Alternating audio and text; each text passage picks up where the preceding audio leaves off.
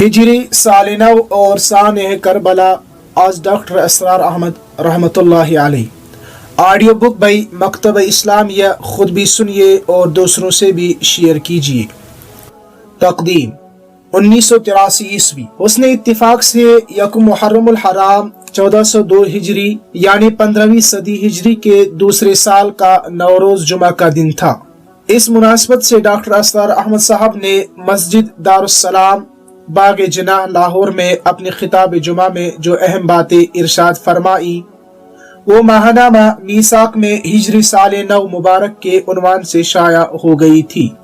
پھر اسی سال 8 محرم الحرام کو ڈاکٹر صاحب نے سانح کربلا کا تاریخی پس منظر کے عنوان سے مفصل خطاب فرمایا، جو میثاق 12 دسمبر 1981 عیسوی میں شائع ہو گیا تھا۔ اس کے ساتھ ہی واقعات کربلا کے ضمن میں ایک طویل روایت کا ترجمہ بھی شائع کر دیا گیا تھا، جو حضرت زین العابدین علی ابن حسین رضی اللہ تعالیٰ عنہ کے صاحبزادے اور حضرت جعفر صادق رحمۃ اللہ علیہ کے والد ماجد حضرت محمد باقر رحمۃ اللہ علیہ سے مروی ہے۔ میثاق کی اس اشاعت کی مانگ بہت زیادہ ہو گئی تھی، یہاں تک کہ اب اس کا کوئی نسخہ دفتر میں موجود نہیں ہے۔ چنانچہ احباب کے تقاضوں کے پیش نظر اب ان تینوں کو یکجا کتابی شکل میں شائع کیا جا رہا ہے۔ توقع ہے کہ انشاءاللہ العزیز یہ کتابچہ ان مغالطوں اور غلط فہمیوں کے ازالے میں ممدود و معاون ثابت ہوگا، جو محرم الحرام اور شہادت سیدنا حضرت حسین رضی اللہ تعالیٰ عنہ کے ضمن میں عوام و خاص میں پائی جاتی ہیں۔ اللہ تعالی ہم سب کو حق کو پہچاننے اور اسے ذہناً قلباً قبول کرنے کی توفیق عطا فرمائے، آمین۔ ناظم نشر و اشاعت۔ ہجری سال نو مبارک 30 اکتوبر 1981 کو جمعہ کا دن اور محرم الحرام 1402 ہجری کی یکم تاریخ تھی۔ اس روز مسجد دارالسلام باغ جناح لاہور میں محترم ڈاکٹر اسرار احمد صاحب نے اپنے خطاب جمعہ میں جو موضوع گزشتہ 2 ماہ سے چل رہا تھا، یعنی نظام سیاست و حکومت سے متعلق قرآنی تعلیمات، اس پر گفتگو سے قبل نئے ہجری سال کے آغاز کی مناسبت سے جو کچھ فرمایا وہ درج ذیل ہے۔ نحمدہ ونصلی علی رسول الکریم، اما بعد، فاعوذ باللہ من الشیطان الرجیم، بسم اللہ الرحمن الرحیم۔ قال اللہ عز وجل فی سورة البقرہ وَلَا تَقُولُوا لِمَنْ يُقْتَلُ فِي سَبِيلِ اللَّهِ أَمْوَاتٌ بَلْ أَحْيَاءٌ وَلَكِنْ لَا تَشْعُرُونَ۔ وقال تبارك وتعالى في سورة آل عمران وَلَا تَحْسَبَنَّ الَّذِينَ قُتِلُوا فِي سَبِيلِ اللَّهِ أَمْوَاتًا بَلْ أَحْيَاءٌ عِندَ رَبِّهِمْ يُرْزَقُونَ۔ أما بعد، رب اشرح لي صدري ويسر لي أمري واحلل عقدة من لساني يفقهوا قولي۔ اللهم أهله علينا بالأمن والإيمان والسلامة والإسلام۔ اللهم من أحييته منا فأحيه على الإسلام ومن توفيته منا فتوفه على الإيمان، آمین یا رب العالمین۔ حضرات، آج یکم محرم الحرام سن 1402 ہجری ہے، گویا آج 15ویں صدی کے دوسرے سال کا پہلا دن ہے۔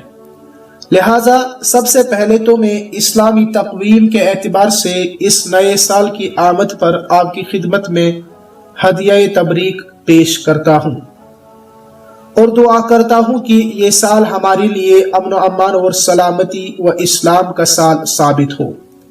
یہی وجہ ہے کہ میں نے آغاز میں وہ دعا پڑھی ہے جو نبی کریم صلی اللہ علیہ وسلم ہر ماہ کے لیے نئے چاند کے طلوع ہونے پر پڑھا کرتے تھے، یعنی اللہم اہلہ علینا بالامن والایمان والسلامت والاسلام، جس کے آخر میں حضرت صلی اللہ علیہ وسلم یہ بھی فرمایا کرتے تھے، ربی و ربک اللہ ہلال رشد و خیر۔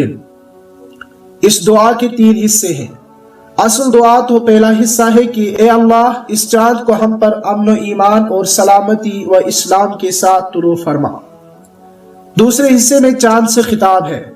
اس میں دراصل مشرکانہ اوہام اور عقائد کی نفی اور ابطال ہے، جو چاند، سورج اور اجرام فلکیہ کے بارے میں بالعموم لوگوں کے ذہنوں میں پائے جاتے ہیں۔ لہذا حضرت صلی اللہ علیہ وسلم یہ فرمایا کرتے تھے ربی و ربک اللہ، یعنی میرا رب بھی اللہ ہے اور اے چاند تمہارا رب بھی اللہ ہے۔ تیسرا حصہ ایک نوید اور خوشخبری بھی ہے، اور اس میں ایک دعا یا پہلو بھی ہے، ہلال رشد و خیر، یعنی یہ ہلال جو طلوع ہوا ہے یہ رشد اور خیر کا ہلال ہے۔ یہاں ہے بھی ترجمہ ہو سکتا ہے اور ہو بھی ترجمہ ہو سکتا ہے۔ اگر اول الذکر ترجمہ کیا جائے تو یہ نوید و خوشخبری ہے، اور اگر مؤخر الذکر ترجمہ کیا جائے تو یہ دعا ایک تمنا اور خواہش کا اظہار ہے۔ کل جو ہلال طلوع ہوا ہے اس سے صرف ایک نیا مہینہ ہی شروع نہیں ہوا، بلکہ نیا اسلامی و ہجری سال بھی شروع ہوا ہے۔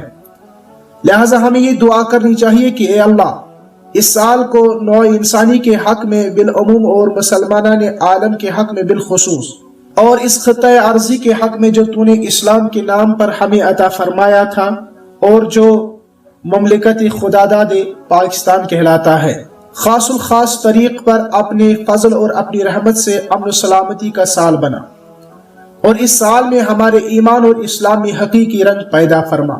میں نے مزید یہ دعا بھی کی ہے کہ اس سال کے دوران تیرے علم کامل میں جن کی وفات کا وقت قریب آ رہا ہو، اے اللہ ان کو ایمان پر وفات دیجیے، اور جن کے لیے تیرے علم ازلی میں مزید مہلت عمر عطا ہو ان کو اسلام پر قائم رکھیو۔ اللہم من احییتہ منا فاحیہ علی الاسلام ومن توفیتہ منا فتوفہ علی الایمان۔ اس موقع پر ایک جملہ معترضہ کے طور پر مجھے یہ بھی عرض کرنا ہے کہ محرم الحرام کے مہینے کو ہم نے ایک مخصوص مکتب فکر کے زیر اثر بلا سبب اور قطعی نامناسب طور پر رنج و غم اور حزن و علم کا مہینہ بنا لیا ہے، حالانکہ کسی بھی اعتبار سے یہ مہینہ ہمارے لیے رنج و غم کا مہینہ نہیں ہے، بلکہ حقیقت یہ ہے کہ سال کا کوئی مہینہ بھی دینی لحاظ سے رنج و غم کا مہینہ نہیں ہے۔ یوم عاشورہ یعنی 10 محرم الحرام کی جو اہمیت ہمارے ہاں ہے، اس میں ہمارے دینی تصورات و عقائد کے لحاظ سے عظمت کا پہلو ہے۔ اس ضمن میں بہت سی احادیث صحیحہ کتب احادیث میں موجود ہیں۔ نبی اکرم صلی اللہ علیہ وسلم اس دن جو روزہ رکھتے تھے تو اس کی کوئی بنیاد اور تعلق حادثہ کربلا سے نہیں ہے۔ یہ حادثہ تو نبی اکرم صلی اللہ علیہ وسلم کی الرفیق الاعلیٰ کی جانب مراجعت کے نصف صدی سے بھی زائد بعد پیش آیا ہے، لہٰذا دینی لحاظ سے اس حادثے کا یوم عاشورہ سے کسی تعلق کا سوال ہی پیدا نہیں ہوتا۔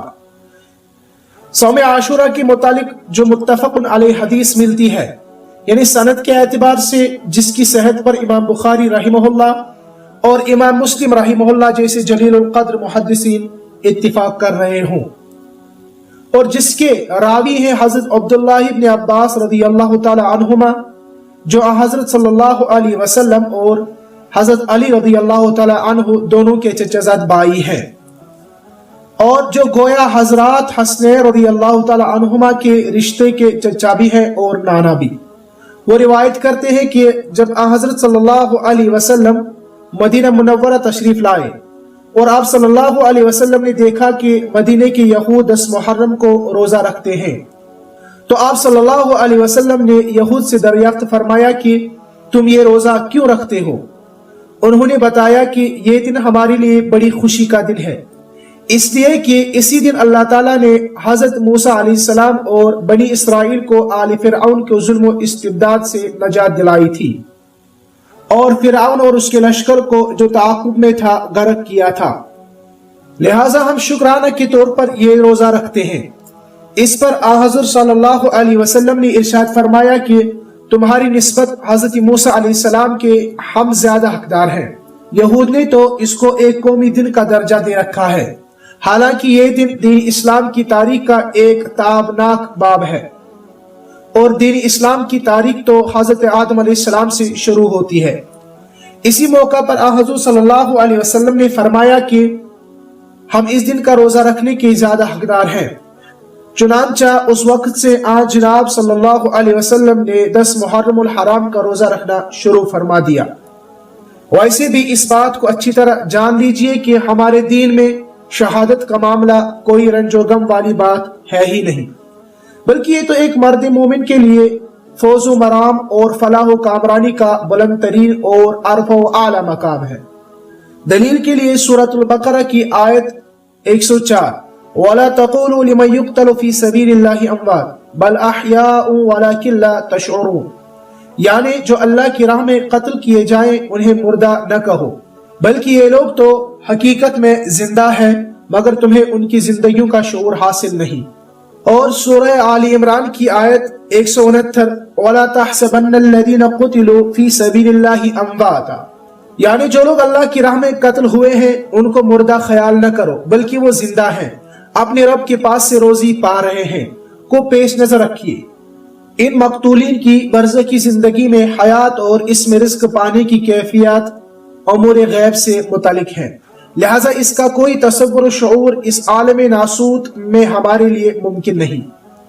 शहादत फी सबीलिल्लाह वो सआदत उज़्मा और चोटी का वो अमल है कि जिसके लिए अंबिया और रसूल अलैहिस्सलाम तमन्ना किया करते थे। चुनांचे सही अहादीस में हज़रत सल्लल्लाहु अलैहि वसल्लम की दो दुआएं मनकूल है। एक ये कि अल्लाहुम्मा इन्नी अस्अलुका शहादतन फी सबीलिक, और दूसरी ये कि अल्लाहुम्मा रज़ुक़नी शहादतन फी सबीलिक। मज़ीद बरा हुज़ूर सल्लल्लाहु अलैहि वसल्लम का ये कौल भी अहादीस में मनकूल है, लवदित्तु इन्नी उक़्तलु फी सबीलिल्लाहि सुम्मा अहया सुम्मा उक़्तलु सुम्मा अहया सुम्मा उक़्तलु सुम्मा अहया सुम्मा उक़्तलु, मुत्तफ़क़ुन अलैह। मेरे दिल में बड़ी आरज़ू और बड़ी तमन्ना है कि मैं अल्लाह की राह में कत्ल कर दिया जाऊं, फिर मुझे जिंदा किया जाए, फिर कत्ल किया जाऊं, फिर जिंदा किया जाऊं, फिर कत्ल किया जाऊं, फिर जिंदा किया जाऊं और फिर कत्ल किया जाऊं। अल्लाह ताला की ये सुन्नत रही है कि रसूल कत्ल नहीं होते, इसलिए कि इस तरह आलमी ज़ाहिरी में रसूल की मग़लूबियत का पहलू निकलता है, लेकिन इस हदीस से मर्तबा शहादत के रफ़ी और मुहतम शान होने का अंदाजा लगा लीजिए। अलावा आसी नबी अकरम सल्लल्लाहु अलैहि वसल्लम का ये इरशाद ग्रामी भी मुलाहिज़ा कीजिए, मन मात वलम यग़ज़ु वलम युहद्दिस बिही नफ्सहु मात अला शुअबतिन मिनन निफाक़, मुस्लिम व अबू दाऊद। जिस मुसलमान की मौत इस हाल में आई कि न उसने कभी अल्लाह की राह में जंग की और ना ही उसके दिल में राही हक में सर कटाकर सुरखुरो होने की तमन्ना व आरज़ू पैदा हुई, उसकी मौत एक किस्म के निफाक पर वाक़ हुई। बस शहादत हरगिज़ रंजो अलम सोग और मातम करने वाली चीज नहीं है। अगर शहादत रंजो गम और अलम व मातम वाली शय होती तो दौर नबवी सल्लल्लाहु अलैहि वसल्लम और दौर खिलाफत राशिदा की तारीख में शायद ही कोई दिन ऐसा गुजरा हो जिसमें कोई ना कोई अजीम शहादत वक़ू पजीर न हुई हो। अगर शहादत में रंजो गम और मातम का पहलू तलाश करे तो हजरत सुमैया रज़ियल्लाहु ताला अन्हा की शहादत का दिन भी मातम के दिन के तौर पर मनाना होगा। ये बड़ी अजीम शहादत है, तौहीद के लिए पहला खून बहा है जिसे मक्का मुकर्रमा की जमीन लालाजार हुई और किसी बहीमाना तरीके पर कि अबू जहल ने ताक कर अंदामे निहानी पर नेजा मारा है जो पुश्त के पार हो गया। फिर उनके शोहर हजरत यासिर रज़ियल्लाहु ताला अन्हु की अजीम शहादत है जिसके मुतालिक बाज रिवायत में आता है कि अबू जहल और उसके शकुल कल्ब साथियों ने हजरत यासिर रज़ियल्लाहु ताला अन्हु के दोनों हाथ और दोनों पैर रस्सियों से बांधे, फिर चार सिमत में 4 ऊंट खड़े करके ये रस्सियां ऊंटों की टांगों से बांधकर उनको हाँक दिया गया और हजरत यासिर रज़ियल्लाहु ताला अन्हु के जिस्म के परखच्चे उड़ गए। ये शौहर और बीवी मोहम्मद रसूलुल्लाह सल्लल्लाहु अलैहि वसल्लम पर ईमान लाने के जुर्म में उस जालिमाना तौर पर शहीद किए गए। उनकी मज़लूमाना शहादत के वाक़यात एक हसास दिल के रोंगटे खड़े कर देते हैं। अगर हमें सोग और मातम का दिन मनाना होता तो उनका मनाते।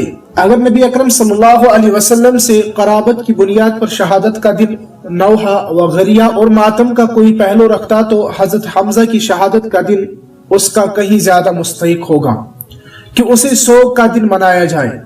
जिनके हजरत सल्लल्लाहु अलैहि वसल्लम के साथ कराबतदारी के तहेरे बल्कि चौहरे रिश्ते हैं। चुनांचा चचा भतीजे का रिश्ता भी है, खालाजाद बाई भी है और रजाई बाई भी है। अरब में रजाअत का रिश्ता बिल्कुल खूनी रिश्ते के बराबर समझा जाता था। चुनांचा सब जानते हैं कि इस्लाम में निकाह की हुर्मत जिस तरह रहम और खून के रिश्तों की बुनियाद पर है इस तरह रजाअत की बुनियाद पर भी है। फिर साथ के खेले हुए हमजोली है مزید اضافہ کیجئے کہ نبی اکرم صلی اللہ علیہ وسلم کے فرمان مبارک کے مطابق اسد اللہ بھی ہے اور اسد رسول ہی بھی ہے۔ پھر ناش مبارک کا حال یہ ہے کہ اعضاء بریدہ یعنی مسلح شدہ ہے، شکم چاک ہے، کلیجہ نکال کر چبانے کی کوشش کی گئی ہے۔ اب اگر ہر سال سوگ کا دن منایا جاتا اور ماتم کیا جاتا تو ان کی شہادت پر کیا جاتا۔ پھر دیکھیے کہ حضرت زید بن حارثہ، حضرت جعفر طیار بن ابی طالب رضی اللہ تعالی عنہ، حضرت عبداللہ بن رویحہ رضی اللہ تعالی عنہ، حضرت مصعب بن عمیر رضی اللہ تعالی عنہ اور بے شمار دوسرے جانثار محمد صلی اللہ علیہ وسلم دور نبوت میں شہادت کے مرتبے پر فائز ہوئے ہیں۔ سوگ کا دن منایا جاتا تو ان کا منایا جاتا، لیکن رنج و غم کی بات کون سی ہے؟ اسلام کی تاریخ کا کون سا دور ہے جو ان شہادتوں اور قربانیوں سے خالی ہو؟ اسلام کے گلشن میں ہر چہار طرف یہ پھول کھلے ہوئے ہیں۔ پھر غور فرمائیے کہ اسلامی تقویم کا جو پہلا دن ہر سال آتا ہے یعنی یکم محرم الحرام، تو یہ شہادت کا عظیم دن ہے، یعنی دوسرے خلیفہ راشدہ امیر المومنین حضرت عمر فاروق رضی اللہ تعالیٰ عنہ کی شہادت کا دن یکم محرم الحرام ہے۔ وہ عمر رضی اللہ تعالیٰ عنہ جن کے متعلق حضرت صلی اللہ علیہ وسلم کا ارشاد گرامی ہے کہ اگر میرے بعد کوئی نبی ہوتا تو وہ عمر ہوتے۔ اگر رنج و غم کی اظہار کا مسئلہ ہوتا اور اگر سوگ کا دن منانے کا معاملہ ہوتا تو آج کے دن یعنی یکم محرم الحرام ہوتا۔ حضرت عمر رضی اللہ تعالی عنہ پر قاتلانہ حملہ 28 ذوالحجہ کو ہوا تھا، جس میں جناب مجروح ہوئے تھے، اور معتبر روایت کے مطابق ان کی وفات یکم محرم الحرام کو ہوئی تھی۔ پھر 18 ذوالحجہ کو تیسرے خلیفہ راشد ذوالنورین حضرت عثمان غنی رضی اللہ تعالی عنہ تقریباً 50 دن کے محاصرے کے بعد انتہائی مظلومانہ طور پر شہید کیے گئے، جن کی شہادت کے نتیجے میں مسلمان آپس میں دست و غریباں ہوئے اور امت میں ایسا تفرقہ پڑا کہ آج تک ختم نہیں ہوا۔ سوگ کا دن منانا ہوتا تو اس شہید مظلوم کی شہادت کے دن کو منایا جاتا۔ پھر 21 رمضان المبارک کو اسد اللہ حضرت علی رضی اللہ تعالی عنہ حضور صلی اللہ علیہ وسلم کے چچیرے بھائی، آپ صلی اللہ علیہ وسلم کے داماد، چوتھے خلیفہ راشد شہید کر دیے گئے، جو حضرات حسن رضی اللہ تعالی عنہما کے والد ماجد بھی ہے۔ سوگ کا دن منانا ہوتا تو ایک مخصوص مکتب فکر کے افراد کے بجائے پوری امت جناب کی شہادت کے دن سوگ مناتی۔ اگر سوگ کے دن منانے کا سلسلہ جاری رہے تو بتائے کون کون سے دن سوگ منایا جائے گا؟ سال کا کون سا دن ہوگا جو کسی نہ کسی عظیم شخصیت اور اولیاء اللہ کی شہادت یا وفات کا دن نہ ہو؟ حقیقت یہ ہے کہ ہمارے دین میں سوگ اور ماتم اور ان کے دن منانے کا کوئی تصور ہی نہیں ہے۔ جس گھر میں کسی کی وفات ہوئی ہو تو سوگ کی کیفیت کی زیادہ سے زیادہ 3 دن کے لیے اجازت ہے، اس میں بھی نوحہ، غریہ اور سینہ کوبی کی سختی سے ممانعت کی گئی ہے۔ باقی رہا یہ کہ ان میں سے جنہوں نے بھی اللہ کی راہ میں قربانیاں دی ہے اور حق و صداقت کے لیے اپنی جانیں دی ہے، اس کی بنیاد پر ان کا بہت عرف و اعلیٰ مقام ہے، لیکن نہ تو دن اور یادگار منانا ہمارے دین کے مطابق ہے، نہ ہی یہ رنج و غم اور علم و حزن کا معاملہ ہے، اور نہ ہر سال سوگ اور ماتم کرنا دین سے کوئی مناسبت رکھتا ہے۔ شاید آپ کو معلوم ہو کہ ہمارے یہاں صوفیاء کے نزدیک موت کو ایک محبوب اور محب کی ملاقات کا وقت تصور کیا جاتا ہے، چنانچہ یہ جو لفظ عرس رائج ہے تو اس کے معنی شادی کے ہیں۔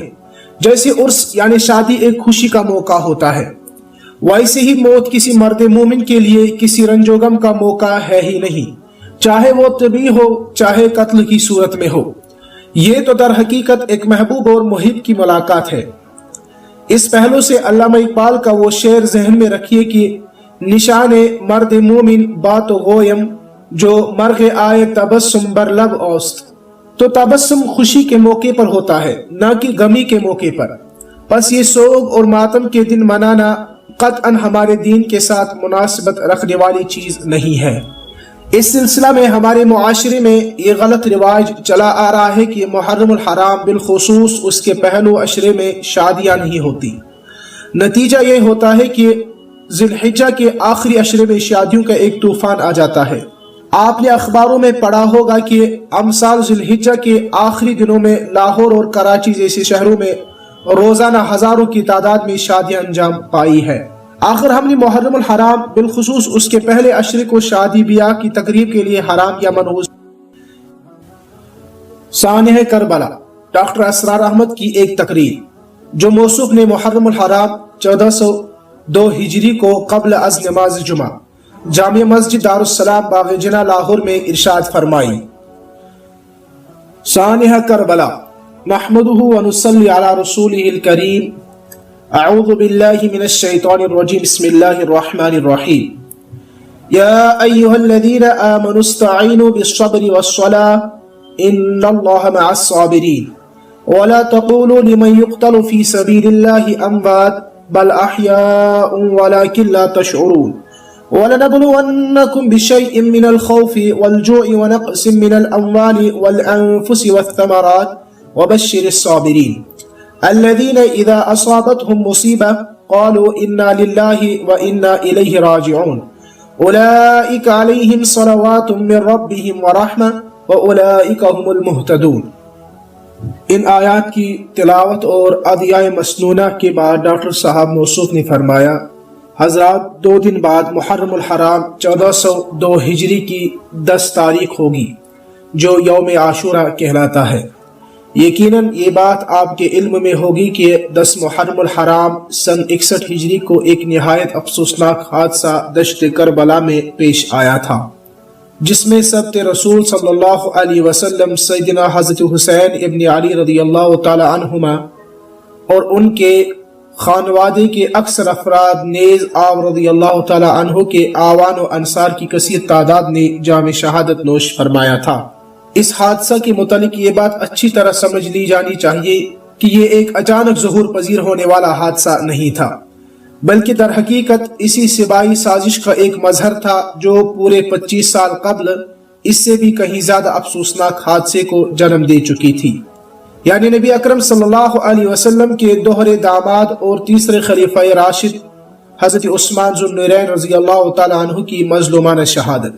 حضرت عثمان رضی اللہ تعالی عنہ کی شہادت کا سانحہ 18 ذی الحجہ 36 ہجری کو پیش آیا تھا، اور 16 اکتوبر 1981 عیسوی یعنی 17 ذی الحجہ 1401 ہجری کے جمعہ کے اجتماع میں نے حضرت عثمان رضی اللہ تعالیٰ عنہ کی سیرت اور ان کی شہادت کے تاریخی پس منظر پر کچھ گفتگو کی تھی، جس پر زیادہ دن نہیں گزرے، لہٰذا مجھے آج سہولت محسوس ہو رہی ہے کہ واقعہ کربلا کے بیان کے ضمن میں اپنی گفتگو کا تسلسل اسی کے ساتھ جوڑ سکتا ہوں۔ اولاً ذہن میں یہ بات تازہ کر لیجئے کہ حق و باطل کی جو کشمکش ازل سے چلی آ رہی ہے، بقول علامہ اقبال ستیزہ کہہ رہا ہے ازل سے تا امروز، چراغ مصطفی سے شرار بولہبی۔ اس کے ضمن میں ہمیں تاریخ کا کچھ ایسا نقشہ نظر آتا ہے کہ زیادہ تر غلبہ باطل کا رہا، حق کے غلبے کے ادوار بڑے مختصر رہے۔ یہ بھی ایک حقیقت کبریٰ ہے کہ جب کبھی حق کا غلبہ ہوا ہے تو باطل نے اسے اپنی آخری شکست تسلیم نہیں کیا، بلکہ ایسے مواقع پر وہ وقتی طور پر دب جاتا رہا ہے۔ اس نے منافقانہ طور پر حق کا لبادہ اوڑھ لیا یا وہ وقتی طور پر زیر زمین چلا گیا، چنانچہ وہ اندر ہی اندر اپنی ریشہ دوانیوں کا سلسلہ جاری رکھتا ہے، اور ایسے موقع کی طاق میں رہتا ہے جب وہ حامیان حق کے درمیان کوئی شدید اختلاف و انتشار پیدا کر کے اپنے لیے راستہ بنا سکے اور حق کے خلاف کھڑا ہو سکے۔ چنانچہ جب نبی اکرم صلی اللہ علیہ وسلم نے تاریخ کا عظیم ترین معجزہ دنیا کو دکھا دیا، یعنی جاء الحق وزهق الباطل کا نقشہ بالفعل قافلہ انسانیت کو چشم سر سے دیکھنے کا موقع فراہم فرما دیا، اور ایک وسیع و عریض خطۂ زمین پر حق کو بالفعل قائم و نافذ فرما کر رہتی دنیا تک کے لیے ایک کامل نمونہ پیش فرما دیا، تو حق غالب اور باطل سرگوں ہو گیا۔ لیکن باطل نے انقلاب محمدی علیہ صاحبی الصلاۃ والسلام کے آخری مرحلے میں وہی روش اختیار کی کہ وقتی طور پر شکست تسلیم کر کے وہ اس انتظار میں رہا کہ موقع آئے تو میں وار کروں اور کاری وار کروں۔ چنانچہ حضور صلی اللہ علیہ وسلم کے انتقال کے فوراً بعد فتنوں کا ہجوم اٹھ کھڑا ہوا، کئی کاذب مدعیان نبوت میدان میں آ گئے اور ان کے ساتھ کافی جمعیت ہو گئی۔ پھر مانعین و منکرین زکوٰۃ سے سابقہ پیش آیا، اور اہل ایمان کو بیک وقت ایسی عظیم فتنوں سے نبرد آزما ہونا پڑا کہ وقتی طور پر تو محسوس ہوتا تھا کہ حق کا چراغ اب بجھا کے بجھا۔ یہ در حقیقت وہ انقلاب دشمن قوتیں یعنی کاؤنٹر ریولوشنری فورسز تھی جن سے عہد برا ہونے کے لیے واقعاتاً صدیق ہی نہیں بلکہ صدیق اکبر کی شخصیت درکار تھی رضی اللہ تعالی عنہ و ارضاہ۔ صدیق دراصل نبی کا عکس کامل ہوتا ہے، چنانچہ حضرت ابوبکر صدیق رضی اللہ تعالی عنہ نے ثابت کر دیا کہ جس انقلاب کی تکمیل نبی اکرم صلی اللہ علیہ وسلم نے بنفس نفیس فرمائی تھی، اس کے خلاف آپ صلی اللہ علیہ وسلم کی وفات کے بعد جو رد عمل ظاہر ہوا اس کی سرکوبی کرنے کی پوری صلاحیت اور عظیمیت اور آہنی قوت ارادی ان کے نجیف و نزار جسم میں موجود تھی۔ حضرت ابوبکر رضی اللہ تعالیٰ عنہ نے نبی اکرم صلی اللہ علیہ وسلم کے انقلاب کو مستحکم یعنی کنسولیڈیٹ کیا اور زمام کار حضرت عمر فاروق رضی اللہ تعالیٰ عنہ کے حوالے کر کے وہ بھی اپنے مالک حقیقی کی طرف مراجعت فرما گئے۔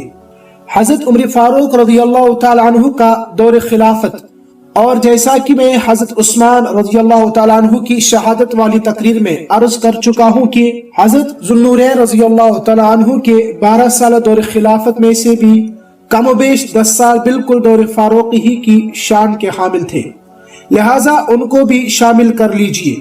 تو یہ 20 سال اسلام کی استحکام اور اس کی توسیع کے سال ہیں۔ انقلاب محمدی علی صاحبہ الصلاۃ والسلام کے زیر نگی عراق و شام و فارس یعنی ایران کے پورے ملک اور شمالی افریقہ کا مصر سے مراکش تک کا وسیع علاقہ آ گیا اور اس پر اسلام کا جھنڈا لہرانے لگا اور اللہ کا دین غالب و نافذ ہو گیا۔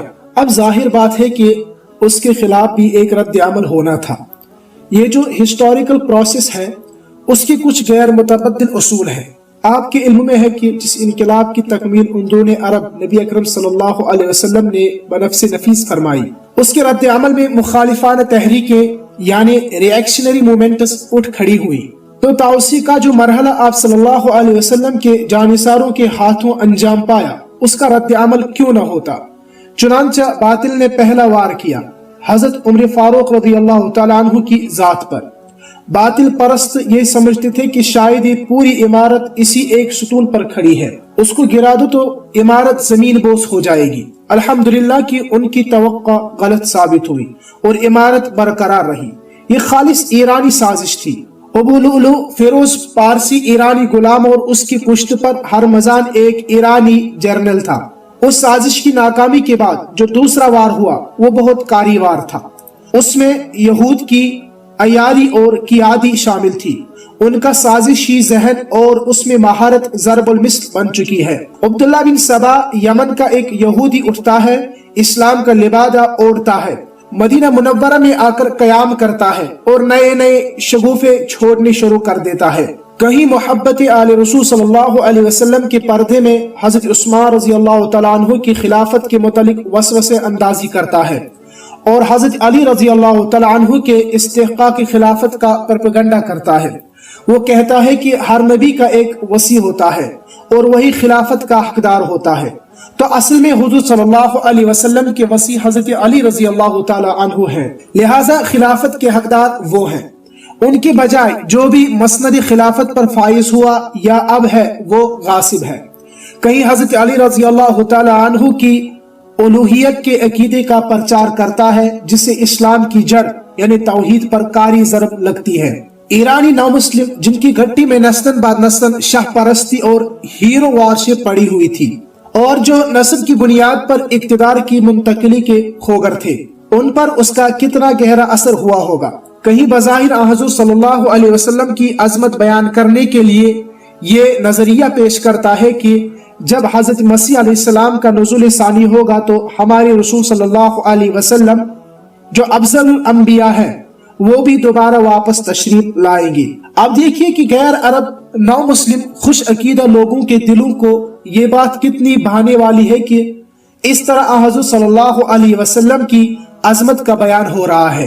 یہی حربہ ہے جو اس دور میں قادیانیوں نے استعمال کیا حضرت مسیح علیہ السلام کے آسمان پر اٹھائے جانے اور ان کے نزول کے عقیدے کی نفی کرنے کے لیے انہوں نے اسی دلیل کا رخ اس طرف رکھا کہ اس طرح تو ہمارے رسول صلی اللہ علیہ وسلم کی عظمت مجروح ہوگی۔ یہ کیسے ممکن ہے کہ ہمارے نبی صلی اللہ علیہ وسلم تو فوت ہو گئے ہوں اور حضرت مسیح علیہ السلام آسمان پر زندہ موجود ہوں اور دوبارہ تشریف لائیں؟ گویا اصل بات یہی ہے کہ عوام الناس کی اکثریت عقیدت کی بنیاد پر اس قسم کے مغالطوں میں مبتلا ہو جاتی ہے۔ ان باتوں نے سادہ لوگوں کے ذہنوں اور دلوں میں گھر کرنا شروع کر دیا۔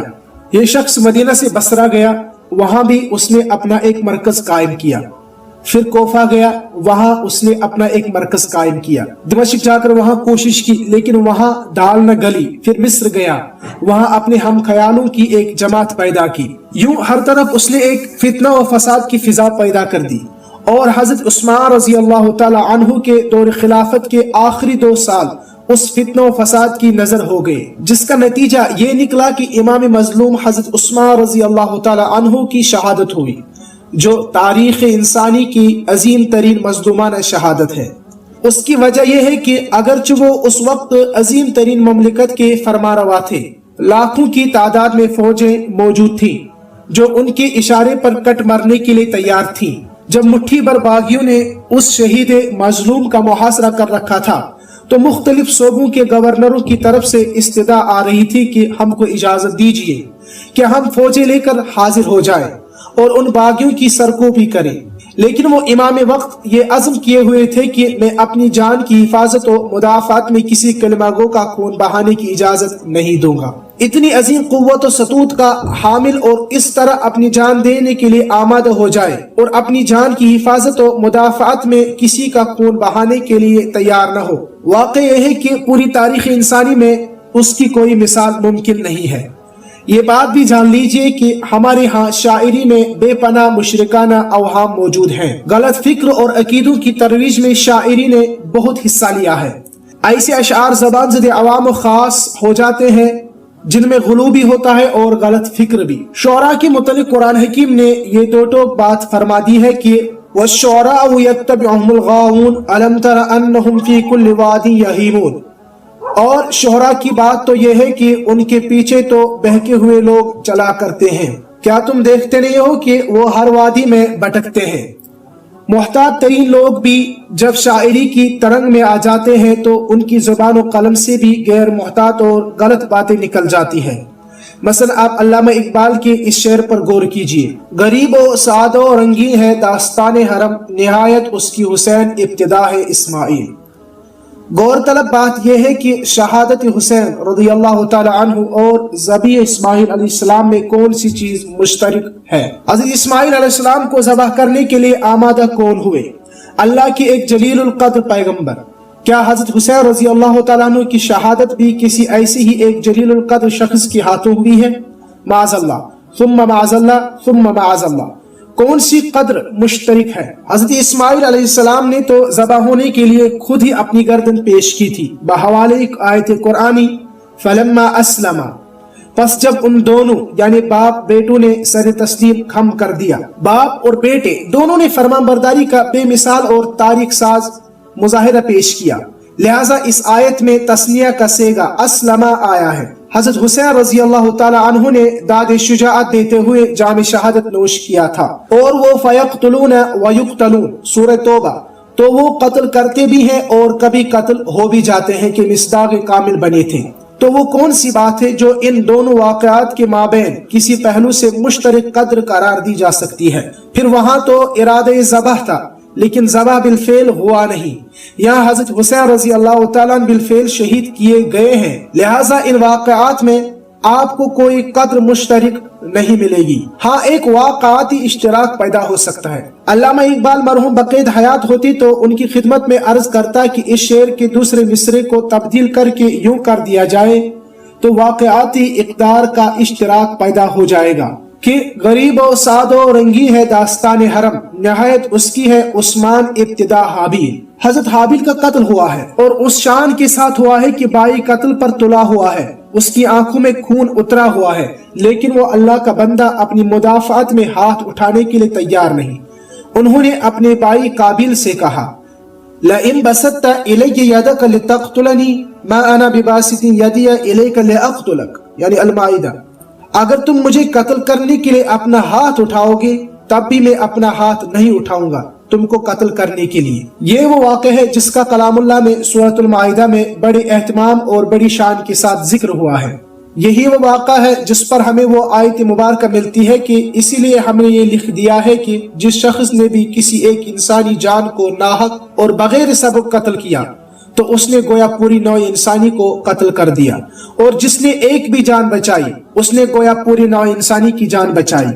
فَكَأَنَّمَا قَتَلَ النَّاسَ جَمِيعًا وَمَنْ أَحْيَاهَا فَكَأَنَّمَا أَحْيَا النَّاسَ جَمِيعًا۔ یہ واقعہ حضرت حابیل کا ہے۔ اس کی کامل مناسبت اور مشابہت حضرت عثمان رضی اللہ تعالیٰ عنہ کی شہادت میں ہے۔ ہاتھ اٹھانے کو تیار نہیں ہوئے، طاقت ہے، قوت ہے، سب کچھ ہے۔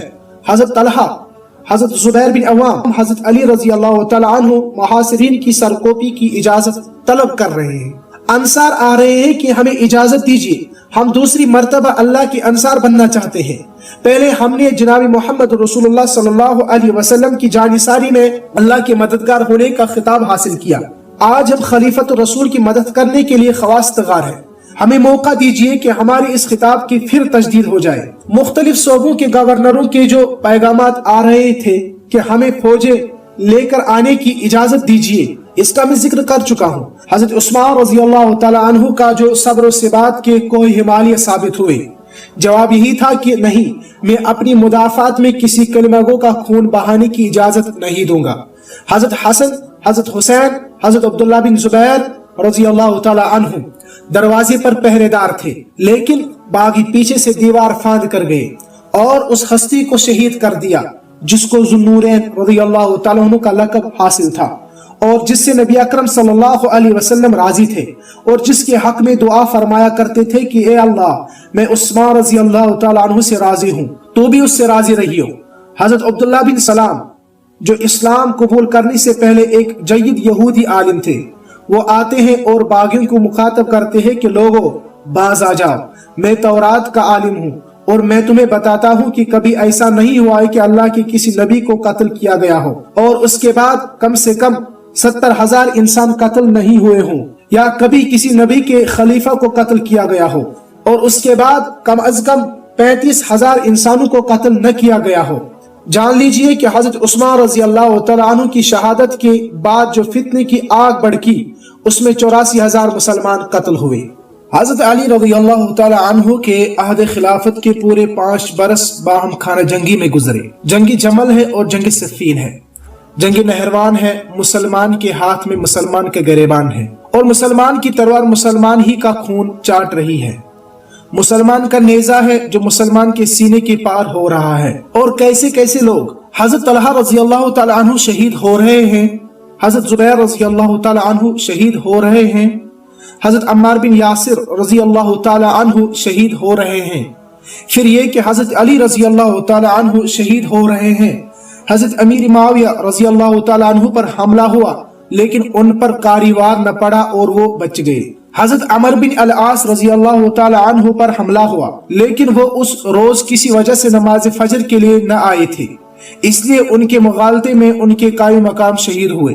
پھر نہ جانے ان کے علاوہ کیسے کیسے مخلص اور شجاع مسلمان ان جنگوں میں کھیت رہے۔ اس بات کو ذہن میں رکھیے کہ اس سارے فتنے کی آگ بھڑکانے والے عبداللہ بن سبا کے حواری تھے، اور یہ وہ آگ تھی جو پھر ٹھنڈی نہ ہو سکی۔ اس سبائی سازش کو سمجھنے کے لیے میں جنگ جمل کا ایک چھوٹا سا واقعہ پیش کرتا ہوں جو تمام مستند تاریخوں میں موجود ہے۔ یہ کہ حضرت عائشہ صدیقہ رضی اللہ تعالی عنہا فوج کے ساتھ نکلی ہیں اور بصرہ پر ان کا قبضہ ہوا۔ حضرت عائشہ رضی اللہ تعالی عنہا خلافت کی مدعی نہیں تھی، معاذ اللہ، ان کا مطالبہ صرف یہ تھا کہ خون عثمان رضی اللہ تعالی عنہ کا قصاص لیا جائے۔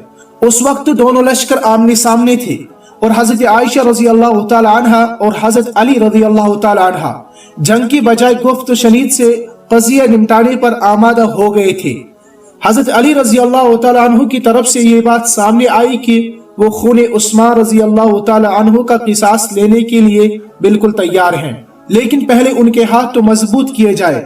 اگر ان کے ہاتھ پر بیعت کی جائے اور انہیں تقویت پہنچائی جائے تو وہ فتنہ پردازوں سے پورا حساب لیں گے۔ لہٰذا بات چیت شروع ہوئی۔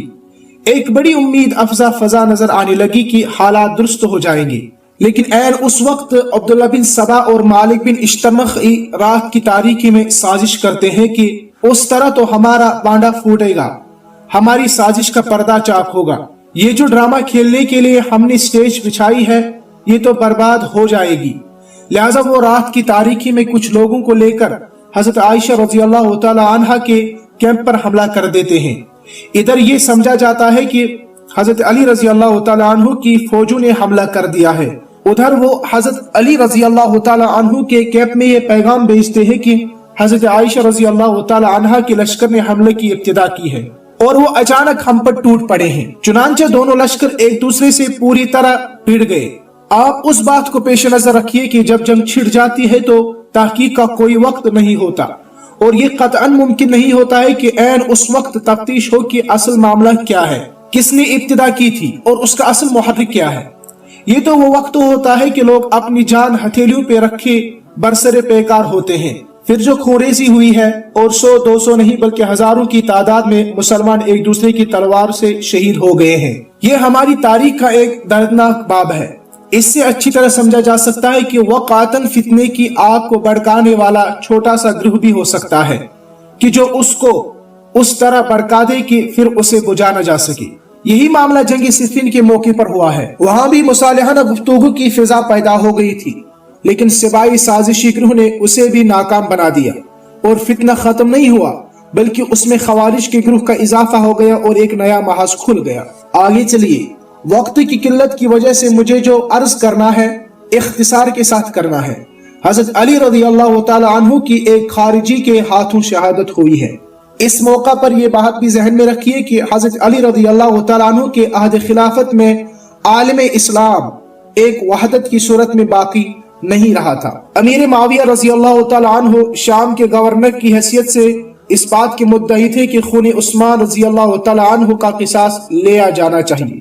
یہ بات بھی سمجھ لیجئے کہ حضرت معاویہ رضی اللہ تعالی عنہ نے قطعاً خلافت کا دعویٰ نہیں کیا تھا، وہ ہرگز مدعی خلافت نہ تھے، نہ حضرت علی رضی اللہ تعالی عنہ کی خلافت کے منکر۔ وہ یہ نہیں کہتے تھے کہ حضرت علی رضی اللہ تعالی عنہ خلافت کے حقدار نہیں، معاذ اللہ، اور یہ کہ ان کے بدلے مجھے خلافت ملنی چاہیے، ہرگز نہیں۔ وہ صرف خون عثمانی رضی اللہ تعالی عنہ کے قصاص کے مدعی تھے۔ ان کے ایک وسیع رقبے پر بحیثیت گورنر حکومت رہی ہے اور انہوں نے مطالبہ کیا کہ قاتلان عثمان رضی اللہ تعالی عنہ کو جو حضرت علی رضی اللہ تعالی عنہ کے کیمپ میں شامل اور معاملات میں پیش تھے سزا دی جائے، اس کے بعد وہ بیعت کر لیں گے۔ ان کا موقف صحیح تھا یا غلط، اس پر گفتگو کا یہ موقع و محل نہیں ہے۔ فی الوقت پیش نظر صرف اس صورت واقعی کا بیان ہے کہ اس وقت عالم اسلام ایک وحدت کی حیثیت سے موجود نہیں تھا۔ حضرت علی رضی اللہ تعالی عنہ کی شہادت کے بعد کوفہ میں حضرت حسن رضی اللہ تعالی عنہ کے ہاتھ پر بیعت خلافت ہوئی۔ اب معلوم ہوا کہ نئے سرے سے تصادم کی نوبت آنے والی ہے۔ ادھر حضرت حسن رضی اللہ تعالی عنہ کوفہ سے 40,000 فوج لے کر چلتے ہیں، ادھر حضرت معاویہ رضی اللہ تعالی عنہ دمشق سے ایک بڑی فوج لے کر روانہ ہوتے ہیں۔ مدائن کے آس پاس دونوں لشکروں کی مڑبیڑ ہوتی ہے۔ حضرت حسن رضی اللہ تعالی عنہ کی فوج کا ہر اول دستہ آگے جا رہا تھا۔ اس کے متعلق یہ افواہ اڑ گئی کہ اس کو شکست ہو گئی۔ یہ افواہ کس نے اڑائی؟ واللہ اعلم۔ نتیجہ یہ نکلا کہ وہی کوفی جو حضرت حسن رضی اللہ تعالی عنہ کے ساتھ تھے، انہوں نے وہاں وہ طوفان بدتمیزی برپا کیا کہ بیان سے باہر ہے۔ بغاوت کر دی، خیمے لوٹ لیے، جناب حسن رضی اللہ تعالی عنہ پر دست درازی کی، جناب کی کپڑے پھاڑ ڈالے۔ ان باغی کوفیوں کے ہاتھوں اپنی جان کا خطرہ دیکھ کر جناب کو کسرا کے محل میں پناہ لینی پڑی۔ اس کا نتیجہ یہ نکلا کہ حضرت حسن رضی اللہ تعالی عنہ کو ان کوفیوں کے مزاج کا بخوبی تجربہ ہو گیا، چنانچہ انہوں نے مصالح دین کی خاطر وہیں سے حضرت معاویہ رضی اللہ تعالی عنہ کو مصلحت کی پیشکش ارسال کر دی، جسے حضرت معاویہ رضی اللہ تعالی عنہ نے فوراً قبول کر لیا اور اپنی طرف سے ایک سادہ سفید کاغذ پر اپنی مہر لگا کر حضرت حسن رضی اللہ تعالی عنہ کے پاس اس پیغام کے ساتھ بھیج دیا کہ جو شرطیں آپ چاہیں لکھ دے، مجھے منظور ہوں گی، اس کو ہم بلینک چیک سے تعبیر کر سکتے ہیں۔ चुनांचा मुसालिहत हो गई। मुसालिहत नामा में एक शर्त ये थी कि ईरान के शोबे आवाज का खिराज हजरत हसन रजी अल्लाह तआला अन्हु को मिलेगा। ये ईरान का वही शोबा है जिसका आजकल अखबारात में ईरान और इराक की जंग के सिलसिले में काफी जिक्र हो रहा है और जहां अरब काफी तादाद में आबाद हैं। एक दूसरी शर्त ये थी कि 20 लाख दिरहम सालाना मेरे छोटे भाई हजरत हुसैन रजी अल्लाह तआला अन्हु को मिलेंगे। एक और शर्त ये भी थी कि वज़ाइफ की तकसीम के मामले में बनी हाशिम के हक को दूसरों के मुकाबले में ज्यादा तस्लीम किया जाएगा। एक शर्त यह भी थी कि अब तक जो कुछ हुआ उस पर किसी से बाज पुरस नहीं होगी। गोया कि ये आम माफी जनरल एमनेस्टी का ऐलान था। हजरत मुआविया रजी अल्लाह तआला अन्हु ने तमाम शराइत मंजूर कर ली और अल्हम्दुलिल्लाह तकरीबन 5 साल की इख्तिलाफ, इफ्तिराक, इंतशार और बाहमी खाना जंगी का दरवाजा बंद हुआ। अब पूरा आलम इस्लाम एक वहदत बन गया। वाज़ेह रहे कि इसके बाद हजरत मुआविया रजी अल्लाह तआला अन्हु ने बैत खिलाफत दी। उस सुलह के वाक़े पर हजरत हसन रजी अल्लाह तआला अन्हु ने इन अल्फाज में तबसरा फरमाया कि अगर खिलाफत उनका यानी हजरत मुआविया रजी अल्लाह तआला अन्हु का हक थी तो उन तक पहुंच गई और अगर मेरा हक थी तो मैंने भी उनको सौंप दी। झगड़ा खत्म हुआ। ये वो बात थी कि जिसकी पेशन गोई हजरत सल्लल्लाहु अलैहि वसल्लम ने फरमाई थी कि मेरे इस बेटे यानी हजरत हसन रजी अल्लाह तआला अन्हु के जरिए अल्लाह ताला एक वक्त में मुसलमानों के 2 ग्रोहों में मुसालिहत कराएगा। ये खुसूसी मकाम और रुतबा है जनाब हसन रजी अल्लाह तआला अन्हु का। ये रुतबा बुलंद मिला जिसको मिल गया। लेकिन जहन में रखिए कि वो साजिशी सिपाही इस सूरत हाल से सख्त मुश्ताइल थे। उन्होंने हजरत हसन रजी अल्लाह तआला अन्हु पर तान किया, आपकी तरह तरह से तौहीन की, आपको या आरुल मुमिनीन यानी अहले ईमान के हक में आर और नंग और शर्म के बाइस इंसान, और या मुज़िल्लुल मुमिनीन यानी ए मुसलमानों को जलील करने वाले इंसान कहा गया। ये तौहीन आमेज खिताबात वो लोग आपको देते थे जो बज़ाहिर आपके हामी थे। वो बरमला कहते थे कि ए हसन रजी अल्लाह तआला अन्हु, तुमने ये सुलह करके हमारी नाक कटवा दी है और अहले ईमान के लिए तुमने कोई इज्जत का मकाम बाकी नहीं रखा है। लेकिन अल्लाह ताला इस उम्मत की तरफ से अब्दुल आबाद तक हजरत हसन रजी अल्लाह तआला अन्हु को जज़ाए खैर अता फरमाए कि उनके इस ईसार की बदौलत वो रुखना बंद हो गया और वो दरार पुर हो गई जो आलम इस्लाम में इस आपस के खलगिशार की वजह से पड़ गई थी। अब इस बात को जहन में रखिए कि पूरे 20 बरस तक आलम इस्लाम फिर मुत्तहिद रहा। ये बात मैं इससे पहले भी अर्ज कर चुका हूँ कि हजरत अमीर मुआविया रजी अल्लाह तआला अन्हु के अहद हुकूमत को अहले सुन्नत दौर खिलाफत राशिदा में शामिल नहीं करते। इस्लामी हुकूमत का आइडियल मिजाज वो है जो हमें हजरत अबू बकर सिद्दीक रजी अल्लाह तआला अन्हु से लेकर हजरत उस्मान रजी अल्लाह तआला अन्हु की इब्तिदाई 10 साल तक नजर आता है। हजरत मुआविया रजी अल्लाह तआला अन्हु सहाबी और कातिब वही हैं। किसी बदनीयती को हम इनकी तरफ मंसूब नहीं कर सकते, लेकिन ये भी हकीकत है और सही है कि उनका वो मकाम मर्तबा कभी किसी ने नहीं समझा जो हजरत अली रजी अल्लाह तआला अन्हु का है। मैंने पहले भी कई बार अर्ज किया है और उसका आज फिर इआदा करता हूँ कि हजरत अली रजी अल्लाह तआला अन्हु के दौर खिलाफत में जो झगड़े रहे और मुसलमानों में आपस में जो जंगे हुई, हाशा व कल्ला उनका कोई इल्जाम हजरत अली रजी अल्लाह तआला अन्हु की जात पर नहीं है। उसमें उनका न कोई कसूर था न कोताही, माज़अल्लाह। ये तो अगयार की साजिश थी कि उन्होंने फितने की आग को उस तरह भड़काया था कि उसको बुझाया नहीं जा सका। लेकिन हजरत मुआविया रजी अल्लाह तआला अन्हु के अहद खिलाफत के ये 20 साल अमन के साल हैं। बाहमी खाना जंगी खत्म हो गई, होता है जादे पैमा फिर कारवां हमारा की कैफियत पैदा हुई और दावत तबलीग और जहाद क़िताल के अमल का अहया हुआ। तौसी असर नव शुरू हुई, फतोहात का दायरा वसी हुआ। ये 20 साल दौर खिलाफत राशिदा के बाद उम्मत की तारीख में जितने भी अदवार आए हैं उनमें सबसे अफजल और बेहतर दौर है। उसमें किसी शक व शुबा की गुंजाइश नहीं है। सबसे अहम बात यह कि सरबराह हुकूमत एक सहाबी है। उनके बाद मामला आता है हजरत उमर बिन अब्दुल अजीज रहमतुल्लाहि अलैह का, लेकिन वो सहाबी नहीं है, ताबाई है। कर हिफ्ज़ मरातिब नकुनी जिंदगी, हम किसी गैर सहाबी को सहाबी के हम पला और हम मर्तबा समझने के लिए तैयार नहीं है। अहले सुन्नत का मुजम्मा आली अकीदा है कि अदना से अदना सहाबी भी उम्मत के बड़े से बड़े वली से अफजल है। चुनांचा यही बात एक दूसरे अंदाज में हजरत हसन बसरी रहमतुल्लाह अलैह ने कही थी। उनसे दरियाफ्त किया गया कि उमर बिन अब्दुल अजीज रहमतुल्लाह अलैह अफजल है या अमीर मुआविया रजी अल्लाह तआला अन्हु। उन्होंने जवाब दिया कि माविया रजी अल्लाह ताला अन्हु से उमर बिन अब्दुल अजीज रहमतुल्लाहि अलैह के अफजल होने का सवाल क्या पैदा होगा? उमर बिन अब्दुल अजीज रहमतुल्लाहि अलैह से तो वो खाक भी अफजल है जो नबी अकरम सल्लल्लाहु अलैहि वसल्लम की हम रकाबी में अल्लाह की राह में जिहाद करते हुए हजरत अमीर माविया रजी अल्लाह ताला अन्हु के घोड़े के नथनों में गई है। ये फर्क है सहाबियत और गैर सहाबियत में। बहरहाल मैंने अर्ज किया कि अमीर माविया रजी अल्लाह ताला अन्हु के दौरे हुकूमत के 20 साल में अमन रहा। वाज़ेह रही कि हजरत हुसैन रजी अल्लाह तआला अन्हु भी वही है, हजरत हसन रजी अल्लाह तआला अन्हु भी 10 साल तक जिंदा रहे। सन 41 हिजरी में ये सुलह हुई थी और सन 51 हिजरी में हजरत हसन रजी अल्लाह तआला अन्हु का इंतकाल हुआ है। उनका इंतकाल जहर के असर से हुआ। जहर किसने दिया, क्यों दिया, उसका ताल्लुक हजरत माविया रजी अल्लाह तआला अन्हु से होना बाईद अज कयास है। उनको क्यों जरूरत पेश आई थी कि वो हजरत हसन रजी अल्लाह तआला अन्हु को जहर दिलवाते, जबकि सुलह के बाद उन दोनों के करीबी और दोस्ताना मरासिम थे। जहर देने वाला कोई समझ में आ सकता है तो वो वही गिरोह हो सकता है कि जिसने आजनाब को आरुल मुमिनीन और मुज़िल्लुल मुमिनीन जैसी अहानत आमेज खिताबात दिए थे और आपको तरह तरह से ज़हनी अज़ियतें पहुंचाई थी। जाहिर है कि जहर दिलाया होगा तो उसी ग्रुह ने दिलवाया होगा जिनसे उनकी मुसालिहत है।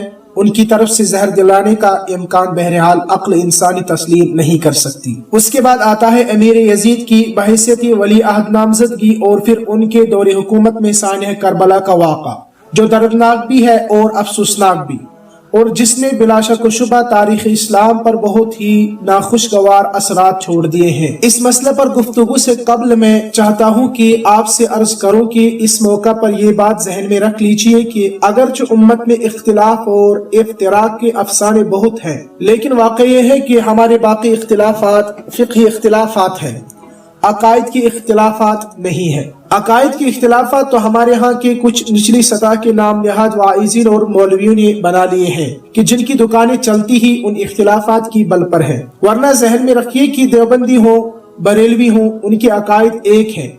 अकायद की मुस्तनद कुतुब उनके यहाँ एक है, उनकी फ़िक़ा भी एक है। फिर अहले सुन्नत के जो दूसरे गिरोह हैं वो मालिकी हूँ, शाफ़ी हूँ, हम्बली हूँ, अहले हदीस हूँ, उनमें फ़िक़ही मामलात में इख्तिलाफात हैं, अकायद एक ही है। हाँ, अकायद में जो इख्तिलाफ और फर्क वाज़ेह हुआ है तो वो शियों और सुन्नियों के माबैन हुआ है। उस इख्तिलाफ को वाक़यातन नजरअंदाज नहीं किया जा सकता। तारीखी वाक़यात के बारे में राय और सियासी इख्तिलाफात को एक तरफ रखा जा सकता है। शख्सियात के बारे में भी अगर इख्तिलाफ हो तो उसे भी किसी हद तक नजरअंदाज किया जा सकता है। किसी का ज़ाती रुझान अगर ये हो कि वो हजरत अली रजी अल्लाह तआला अन्हु को हजरत अबू बकर रजी अल्लाह तआला अन्हु से अफजल समझता है तो ये भी ऐसी बुनियादी व असासी बात नहीं है कि जिसकी बिना पर मिन व दीगरम तो दीगरी का मामला हो सके। अलबत्ता ये जरूर है कि पूरी उम्मत मोहम्मद अला साहिबी सलातो वस्सलाम हजरत अबू बकर रज़ी अल्लाह तआला अन्हु को अफजल तरीन शख्सियत ही नहीं तो ये भी ऐसी बुनियादी व असासी बात नहीं है कि जिसकी बिना पर मिन दीगरम व दीगरी का मामला हो सके। अलबत्ता ये जरूर है कि पूरी उम्मत मोहम्मद अला साहिबी सलातो वस्सलाम हजरत अबू बकर रज़ी अल्लाह तआला अन्हु को अफजल तरीन शख्सियत ही नहीं समझती बल्कि पूरे नौ इंसानी में अंबिया किराम के बाद अफजलुल बशर समझती है। लेकिन उसे भी अकीदे का बुनियादी इख्तिलाफ करार नहीं दिया जा सकता। शाह वलीउल्लाह दहलवी रहमहुल्लाह ये लिखते हैं कि अगर मेरी तबीयत को उसकी आज़ादी पर छोड़ दिया जाए तो वो हजरत अली रजी अल्लाह तआला अन्हु की फजीलत की कायल होती नजर आती है, लेकिन मुझे हुक्म हुआ है कि मैं हजरत अबू बकर सिद्दीक रजी अल्लाह तआला अन्हु, हजरत उमर रजी अल्लाह तआला अन्हु की फजीलत का इकरार करूं। मेरी नाकिस राय में खुलफाए राशिदीन की फजीलत में तकदीम व ताखीर अगरचे फी नफ्स ही एक अहम मसला है, ताहम उसे अकीदे का इख्तिलाफ करार नहीं दिया जा सकता। असल अहम मसला यह है कि हमारे नजदीक मासूमियत खत्म हो चुकी है।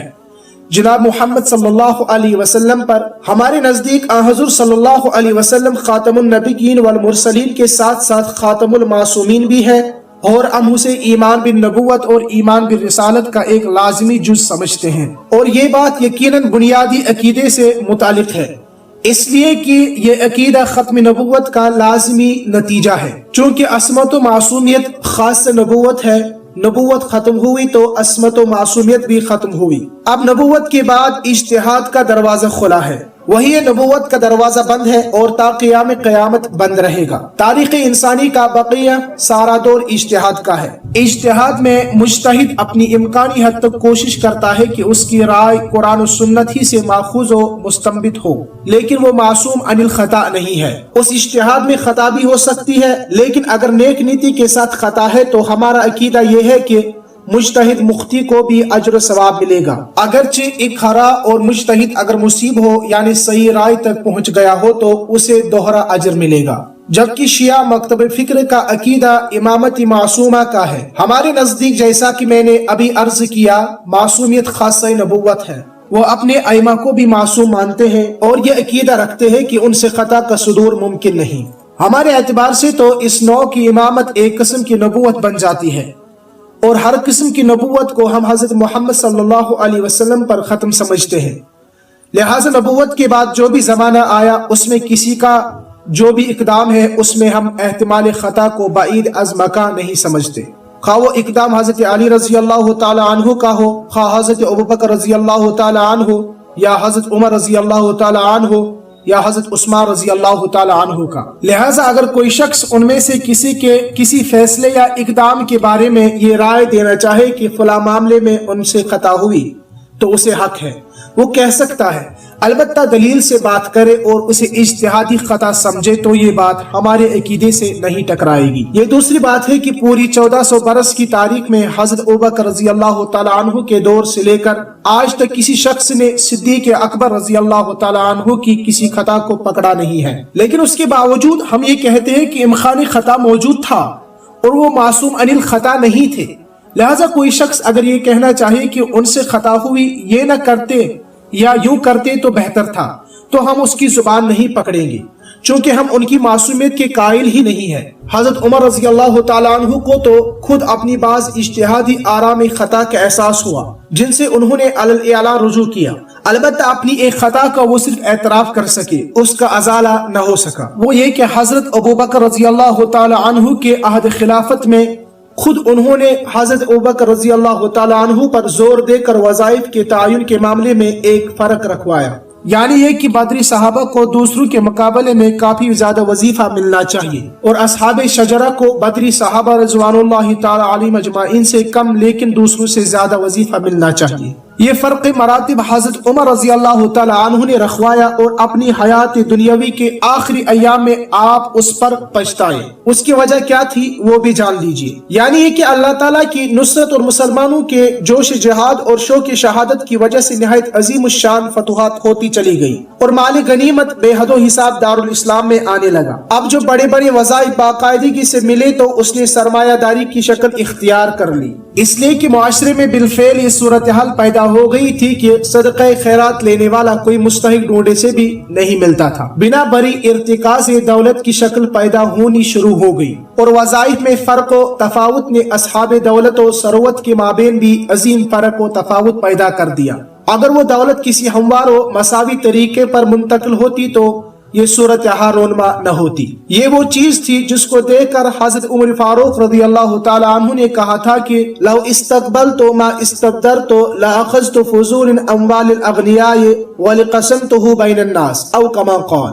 اب اگر کہیں وہ صورتحال دوبارہ پیدا ہو جائے جو اب پیچھے جا چکی ہے تو میں لوگوں کے اموال میں جو فاضل ہے وہ لے کر دوسرے لوگوں میں تقسیم کر دیتا۔ بس معلوم ہوا کہ جناب کو ایک احساس ہوا۔ یہ بات میں نے صرف اس لیے عرض کی کہ اہل سنت کا یہ موقف واضح ہو جائے کہ خطا کا احتمال و امکان ہر صحابی کے بارے میں ہو سکتا ہے، لیکن ہم اس خطا کو اجتہادی خطا قرار دیں گے اور اسے نیک نیتی پر محمول کریں گے۔ یہ بات ہر صحابی کے بارے میں کہی جائے گی۔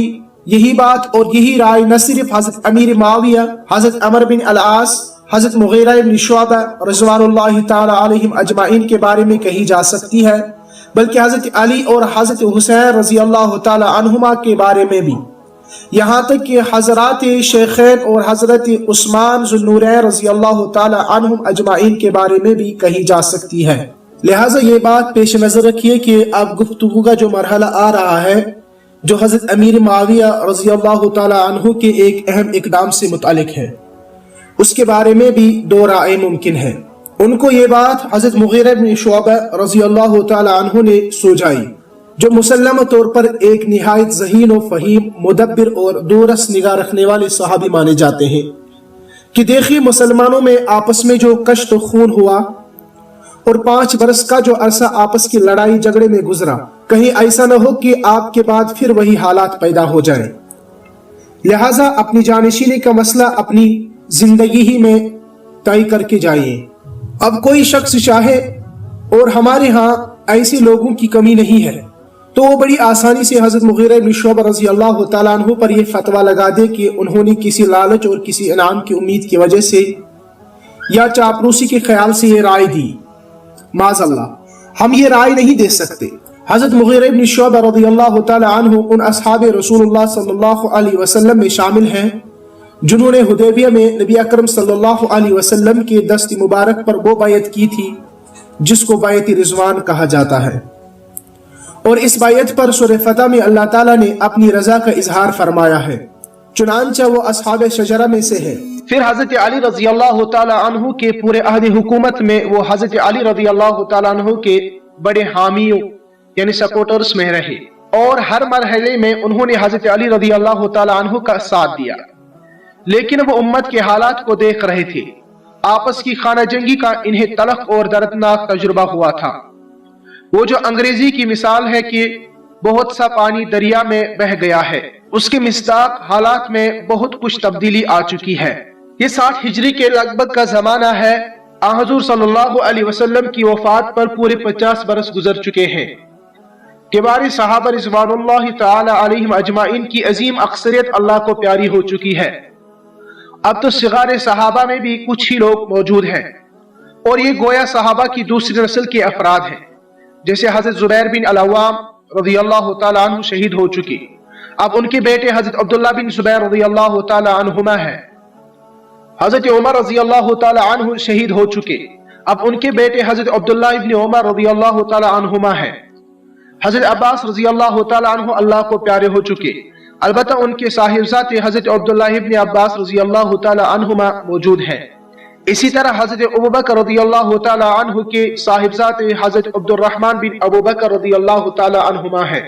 الغرض چند صغار صحابہ رضوان اللہ تعالیٰ علیہم اجمعین کو چھوڑ کر تقریباً 99% لوگ تو بعد کے ہیں۔ پھر وہ جوش و جذبہ ایمانی بھی 50 سال کے بعد اس درجے کا نہ رہا تھا جو خلافت راشدہ کے ابتدائی 25 سال تک نظر آتا ہے۔ اس ضمن میں جوہر اندیشہ اور شدت احساس کا عالم تو یہ ہے کہ حضرت ابوبکر رضی اللہ تعالی عنہ کے دور میں ایک موقع پر جب کچھ عیسائی آئے اور ان کو قرآن مجید کی آیت سنائی گئی اور شدت تاثر سے ان کی آنکھوں سے آنسو بہنے لگے، تو خود حضرت ابوبکر رضی اللہ تعالی عنہ نے فرمایا، ہَكَذَا كُنَّا حَتَّى قَسَتِ الْقُلُوبِ، یہی حال کبھی ہمارا ہوا کرتا تھا کہ قرآن مجید پڑھتے تھے اور سنتے تھے تو ہماری آنکھوں سے آنسو جاری ہو جایا کرتے تھے، یہاں تک کہ دل سخت ہو گئے۔ ذرا غور فرمائیے، یہ بات حضرت ابوبکر رضی اللہ تعالی عنہ اپنے متعلق فرما رہے ہیں کہ ہمارے دل سخت ہو گئے۔ اسی طرح انتقال کے وقت حضرت عمر رضی اللہ تعالی عنہ اپنے بارے میں فرماتے ہیں کہ میں اگر برابر پر چھوٹ جاؤں تو بہت بڑی کامیابی سمجھوں گا۔ پھر یہی حضرت عمر فاروق رضی اللہ تعالی عنہ ہے جو حضرت حذیفہ رضی اللہ تعالی عنہ سے پوچھتے تھے کہ میں قسم دے کر تم سے پوچھتا ہوں، کہیں میرا نام ان منافقوں کی فہرست میں تو نہیں تھا جن کے نام نبی اکرم صلی اللہ علیہ وسلم نے تمہیں بتائے تھے۔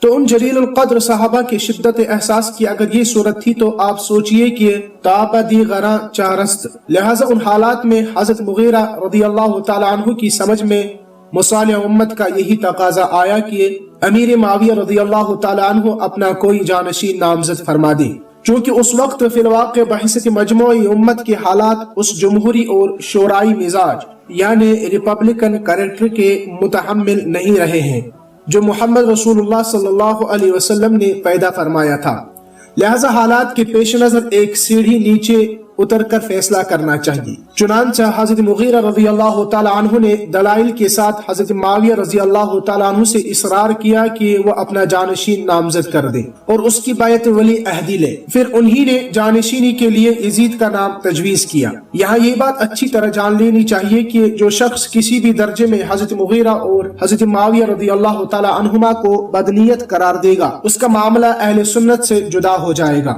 اہل سنت کا عقیدہ یہ ہے کہ अस्सहाबतु कुल्लुहुम अदूल, बदनीयती की निस्बत हम उनकी तरफ नहीं कर सकते। इख्तिलाफ कर सकते हैं, हम उन्हें मासूम नहीं मानते, उनसे खता हो सकती है। उनके किसी फैसले के मुतालिक कहा जा सकता है कि ये सही फैसला नहीं था। कोई ये कहे तो उससे उसके ईमान, अकीदा और अहले सुन्नत में से होने पर कोई हर्फ नहीं आएगा। ये राय दी जा सकती है, लेकिन जो शख्स बदनीयती को किसी सहाबी रसूल सल्लल्लाहु अलैहि वसल्लम की तरफ मंसूब करता है तो जान लीजिए कि वो खा और कुछ भी हो, बहरहाल अहले सुन्नत वल जमात में शुमार नहीं होगा। अब तस्वीर का दूसरा रुख देखिए, यानी ये कि जिनकी नेक नीति हर शुबा से बालातर है, उन्होंने ये महसूस किया कि ये अमल इस्लाम के मिजाज के साथ मुनासबत रखने वाला नहीं है। उनमें 5 नाम बहुत मशहूर हैं। 3 तो उम्मत के मशहूर इबादला में से हैं, यानी हजरत अब्दुल्ला बिन जुबैर, अब्दुल्ला बिन उमर और अब्दुल्ला बिन अब्बास रदियल्लाहु ताला अन्हु। एक हजरत हुसैन इब्न अली रदियल्लाहु ताला अन्हुमा और एक हजरत अबू बकर के साहिबजादे हजरत अब्दुर्रहमान रदियल्लाहु ताला अन्हुमा। उन्होंने यजीद की बैत वली अहदी से इनकार किया। और जहन में रखिए कि ये तारीखी जुमला हजरत अब्दुर्रहमान बिन अबी बकर रदियल्लाहु ताला अन्हुमा का है कि जब मदीने के गवर्नर वली अहदी की बैत लेनी चाहिए तो उन्होंने बड़े गुस्से से कहा कि क्या अब तुम रसूलुल्लाह सल्लल्लाहु अलैहि वसल्लम और खुलफाए राशिदीन की सुन्नत के बजाय कैसर और किसरा की सुन्नत राइज करना चाहती हो कि बाप के बाद बेटा जानशीन हो। तीसरी जानिब यह हकीकत भी पेश नजर रहे कि उन 5 हजरात को छोड़कर उम्मत की अजीम तरीन अक्सरियत ने बैत कर ली, जिसमें कसीर तादाद में सहाबा भी शामिल थे। अब उस वाक़े के बाद अगर कोई चाहे तो उन सब को बेज़मीर करार दे दे, किसी की जुबान को तो नहीं पकड़ा जा सकता। कहने वाले ये भी कह दे कि हजरत अमीर माविया रज़ियल्लाहु ताला अन्हु ने उनके ईमान दौलत के जरिए खरीद लिए थे। लेकिन जरा तवक्कुफ करके गौर फरमा लीजिए कि नावक ने तेरे सीध न छोड़ा जमाने में कि मिस्ताक सबसे पहले इस जद में हजरत हसन रज़ियल्लाहु ताला अन्हु की जात ग्रामी आएगी। वह उन्होंने हजरत मुआविया रज़ियल्लाहु ताला अन्हु के हक में दौलत की एवज दस्तबरदारी कबूल करके अपनी खिलाफत फरोख्त की थी। माज़अल्लाह सुम्मा माज़अल्लाह। लेकिन ऐसी बात कहने वालों को ठंडे दिल से सोचना चाहिए कि इस तरह हदफ मलामत और एहानत को कौन कौन सी लायक सद एहतराम हस्तियां बनती है। हम उन सबको नेक नियत समझते हैं। जो भी सहाबा किराम रिज़वानुल्लाहि ताला अलैहिम अजमाइन उस वक्त मौजूद थे, उनमें से जिन्होंने वली अहदी की बैत की और जिन्होंने इनकार किया, वो सब के सब नेक नियत थे। सबके पेश नजर उम्मत की मसलहत थी। हजरत हसन रज़ियल्लाहु ताला अन्हु ने जो ईसार फरमाया था वो तो ताक़ियाम क़यामत उम्मत पर एक एहसान अजीम शुमार होगा। ये बात भी पेश नजर रखिए कि जो दूसरा मकतब फिक्र है वो हजरत हसन रज़ियल्लाहु ताला अन्हु को भी इमाम मासूम मानता है, लिहाजा उनका तर्ज अमल खुद उनके अपने अकीदे के मुताबिक 100% दुरुस्त करार पाता है। अब आइए हजरत हुसैन रज़ियल्लाहु ताला अन्हु के मौक़ूफ़ को समझने की कोशिश करें। अहले सुन्नत इस मामले में ये राय रखते हैं कि पूरी नेक नीति से जनाब ये समझते थे कि इस्लाम के शोराई और जमहूरी मिजाज को बदला जा रहा है।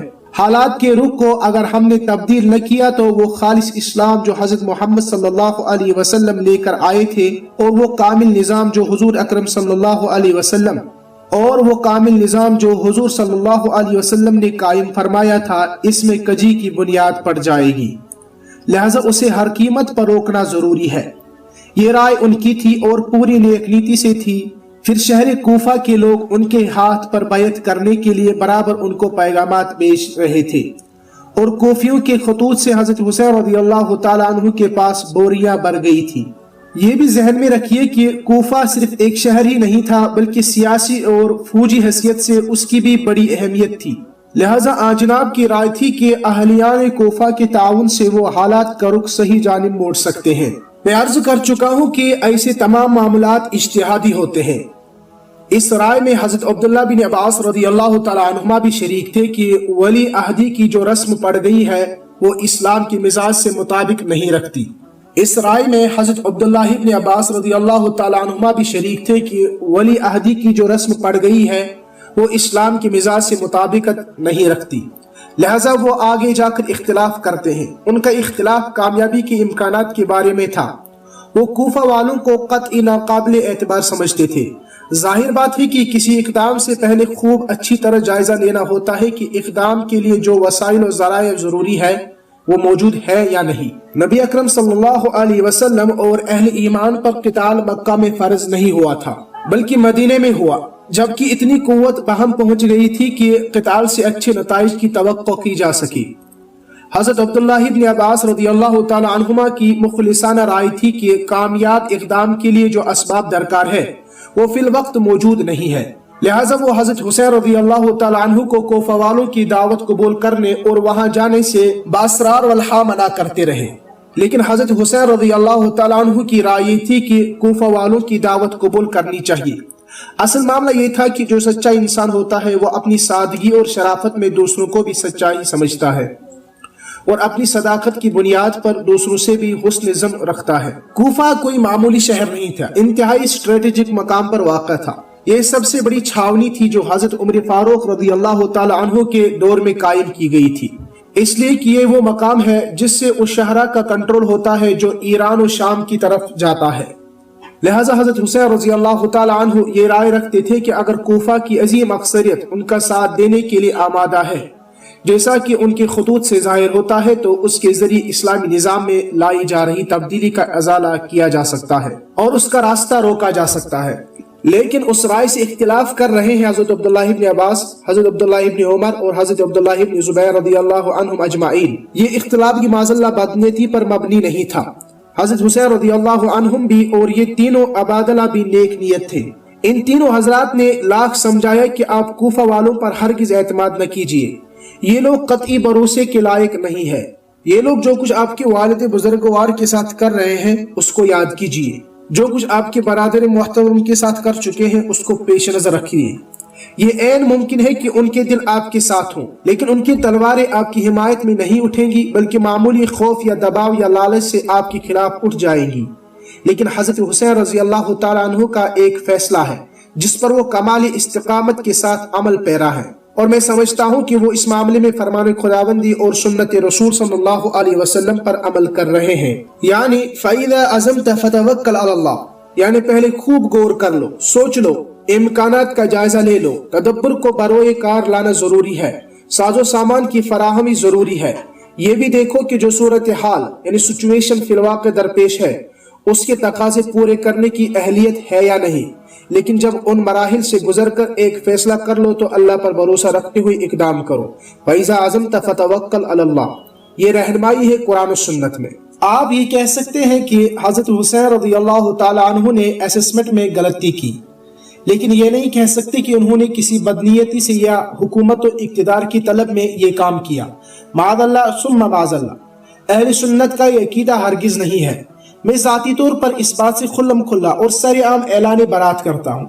अगर किसी को ये शक शुबा या गलतफहमी हो कि माज़अल्लाह मेरी ये राय है कि हज़रत हुसैन रज़ियल्लाहु ताला अन्हु की इस इक़दाम में कोई नफसानियत या कोई ज़ाती गरज थी, तो मैं इससे बिल्कुल या बरी हूँ। अल्हम्दुलिल्लाह सुम्मा अल्हम्दुलिल्लाह। किसी की राय अगर हो तो हो, लेकिन अच्छी तरह जान लीजिए कि अहले सुन्नत के जो मजमूई और मुजम्मा आले अकाइद हैं उनमें ये बात शामिल है कि हज़रत हुसैन रज़ियल्लाहु ताला अन्हु के इक़दाम और मुशाजरात सहाबा रिज़वानुल्लाहि अलैहिम के ज़िम्न में किसी सहाबी रसूल सल्लल्लाहु अलैहि वसल्लम पर बदनीयती और नफसानियत का हुक्म लगाने से ईमान में खलल वाक़ा होगा।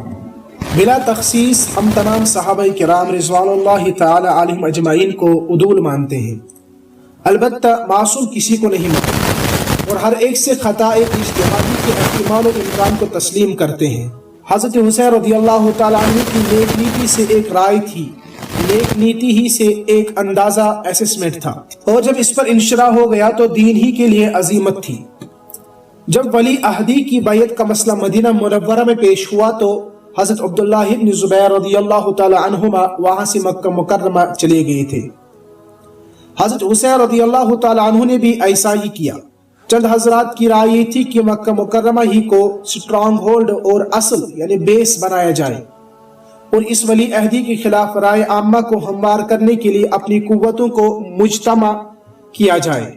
अभी इस सिलसिले में कोई मुअस्सर काम शुरू नहीं हो सका था कि हजरत अमीर मुआविया रज़ियल्लाहु ताला अन्हु का इंतकाल हो गया और बहैसियत वली अहद हुकूमत अमीर यजीद के हाथ में आ गई, जिसके बाद कोफा वालों ने खतूत बेच कर हज़रत हुसैन रज़ियल्लाहु ताला अन्हु को अपनी वफादारी और आपके हाथ पर बैत करके जद्दोजहद और इक़दाम का यकीन दिलाया।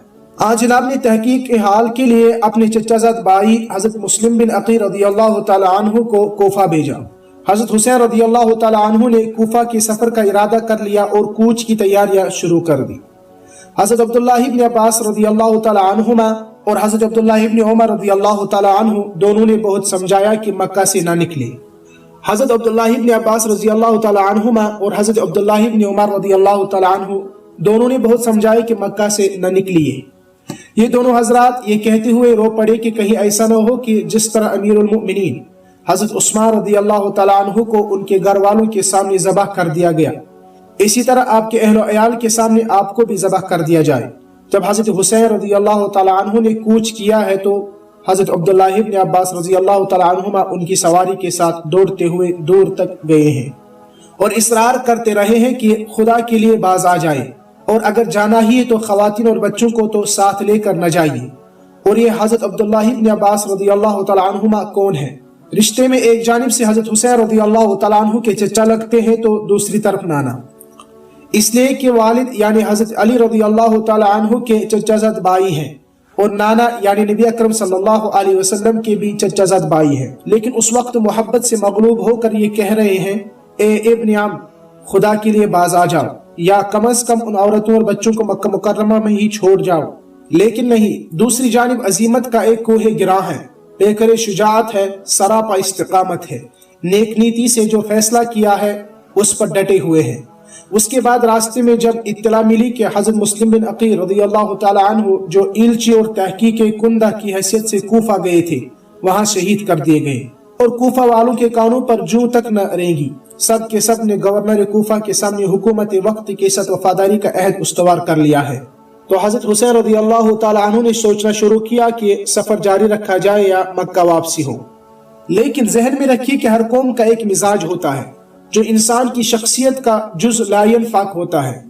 عرب کا مزاج یہ تھا کہ خون کا بدلہ لیا جائے، خواہ اس میں خود اپنی جان سے بھی کیوں نہ ہاتھ دھو لینے پڑے۔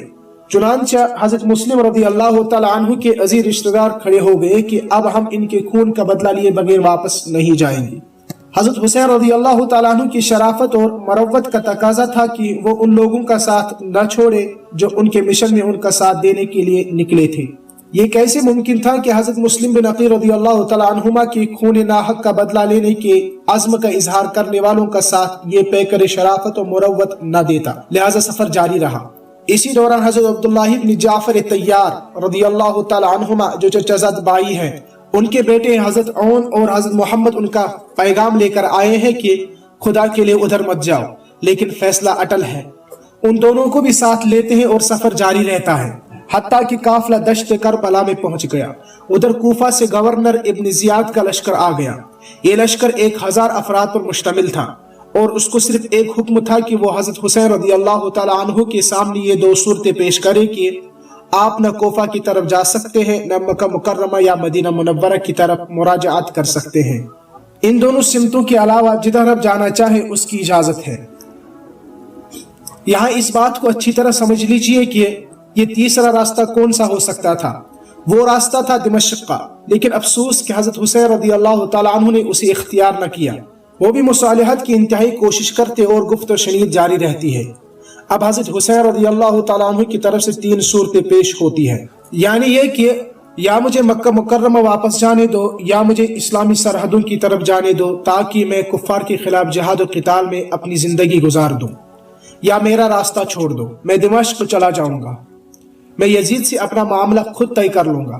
لیکن اب گھیرا تنگ ہو گیا ہے اور صورتحال یکسر بدل گئی ہے۔ یہ بھی خوب جان لیجئے کہ اس کی اصل وجہ کیا ہے۔ حضرت حسین رضی اللہ تعالیٰ عنہ نے میدان کربلا میں ابن زیاد کے بھیجے ہوئے لشکروں کے سامنے جو خطبات دیے، ان میں انہوں نے بانڈا پھوڑ دیا کہ میرے پاس کوفیوں کے خطوط موجود ہیں جنہوں نے مجھے یہاں آنے کی دعوت دی تھی۔ انہوں نے اس کوفی فوج کے بہت سے سرداروں کے نام لے کر فرمایا، اے فلاں ابن فلاں، یہ تمہارے خط ہے کہ نہیں جن میں تم نے مجھ سے بیعت کرنے کے لیے مجھے کوفہ آنے کی دعوت دی تھی؟ اس پر وہ لوگ برات کرنے لگے کہ نہیں، ہم نے یہ خطوط نہیں بھیجے۔ اب ان کی جان پر بنی ہوئی تھی، کیونکہ مصالحت کی صورت میں حکومت وقت ان کی غداری کا جرم ثابت ہو جاتا۔ جنگ جمل اور جنگ صفین کے واقعات یاد کیجئے، جہاں بھی مصالحت کی بات ہوگی وہاں وہی سپاہی فتنہ آڑے آئے گا جو اس سارے انتشار و افتراق اور خانہ جنگیوں کا بانی رہا ہے۔ مصالحت کی صورت میں تو ان کا کچا چٹھا کھل جاتا اور معلوم ہو جاتا کہ دوستی کے پردوں میں رہ کر کون دشمنی کرتا ہے اور وہ کون ہے جو سادہ لو عوام کو دھوکہ دے کر اور خواص کو بہلا پھسلا کر مسلمان کو مسلمان کے خلاف محاذ آرا کرتے رہے ہیں۔ حضرت حسین رضی اللہ تعالیٰ عنہ کے پاس کوفیوں کے بوریوں برے خطوط تھے۔ مفاہمت کی صورت میں جب یہ سامنے آتی تو ان کا حشر کیا ہوتا، اس کو اچھی طرح آج بھی سمجھا جا سکتا ہے۔ نتیجہ یہ ہوا کہ ان سرداروں اور ان کے حواریوں نے مصالحت و مفاہمت کا سلسلہ جاری رہنے نہیں دیا اور عمر بن سعد کو مجبور کر دیا کہ وہ حضرت حسین رضی اللہ تعالیٰ عنہ کے سامنے یہ شرط پیش کرے کہ یا تو غیر مشروط طور پر سرنڈر کیجئے ورنہ جنگ کیجئے۔ یہ سازشی لوگ حضرت حسین رضی اللہ تعالیٰ عنہ کے مزاج سے اتنے ضرور واقف تھے کہ ان کی غیرت و حمیت غیر مشروط طور پر حوالگی کے لیے تیار نہیں ہوگی، اور فی الواقع ہوا بھی یہی۔ یہاں یہ جان لیجئے کہ معاملہ تھا حضرت حسین بن علی رضی اللہ تعالیٰ عنہما کا۔ ان کی غیرت، ان کی حمیت، ان کی شجاعت اس توہین و تذلیل کو ہرگز گوارا نہ کر سکتی تھی، لہٰذا انہوں نے غیر مشروط یعنی سرنڈر کرنے سے انکار کر دیا اور مسلح تصادم ہو کر رہا، جس کے نتیجہ میں سانحہ کربلا واقع ہوا۔ یہ داد شجاعت دیتے ہوئے آپ کے ساتھی شہید ہوئے، آپ کے اعزا و اقارب نے اپنی جانیں نچھاور کی اور آپ نے بھی تلوار چلاتے ہوئے دشمنوں کو قتل کرتے ہوئے جام شہادت نوش فرمایا۔ انا للہ و انا الیہ راجعون۔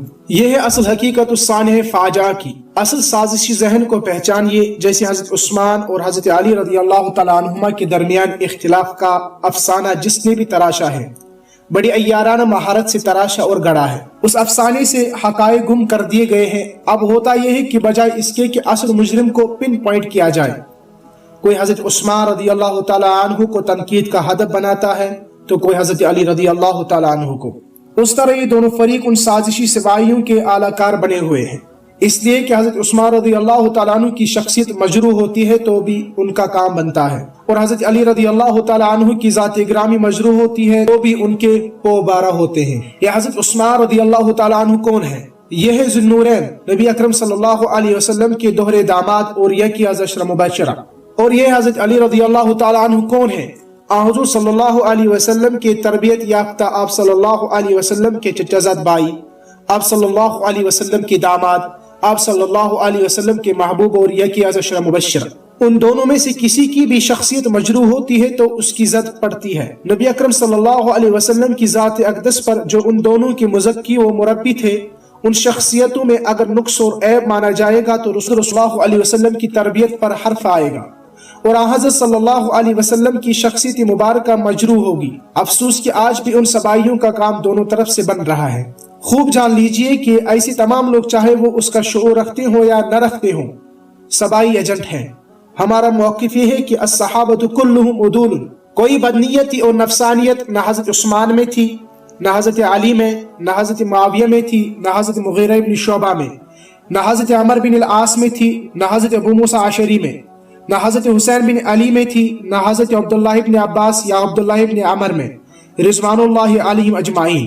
ہاں، ایک فتنہ تھا جس نے ہر مرحلے پر جب بھی مصالحت و مفاہمت کی صورت پیدا ہوتی نظر آئی اس کو تار پیڑوں کیا اور اس کے بجائے ایسی نازک صورتحال کریٹیکل سچویشن پیدا کر دی کہ کشت و خون ہو، مسلمان ایک دوسرے کی گردنوں پر تلواریں چلائیں، فتنہ اور بھڑکے حق کے سیلاب کے آگے بند باندھا جا سکے، رکتا نہ تھا کسی سے سیلاب رواں ہمارا والی صورت ختم ہو سکے۔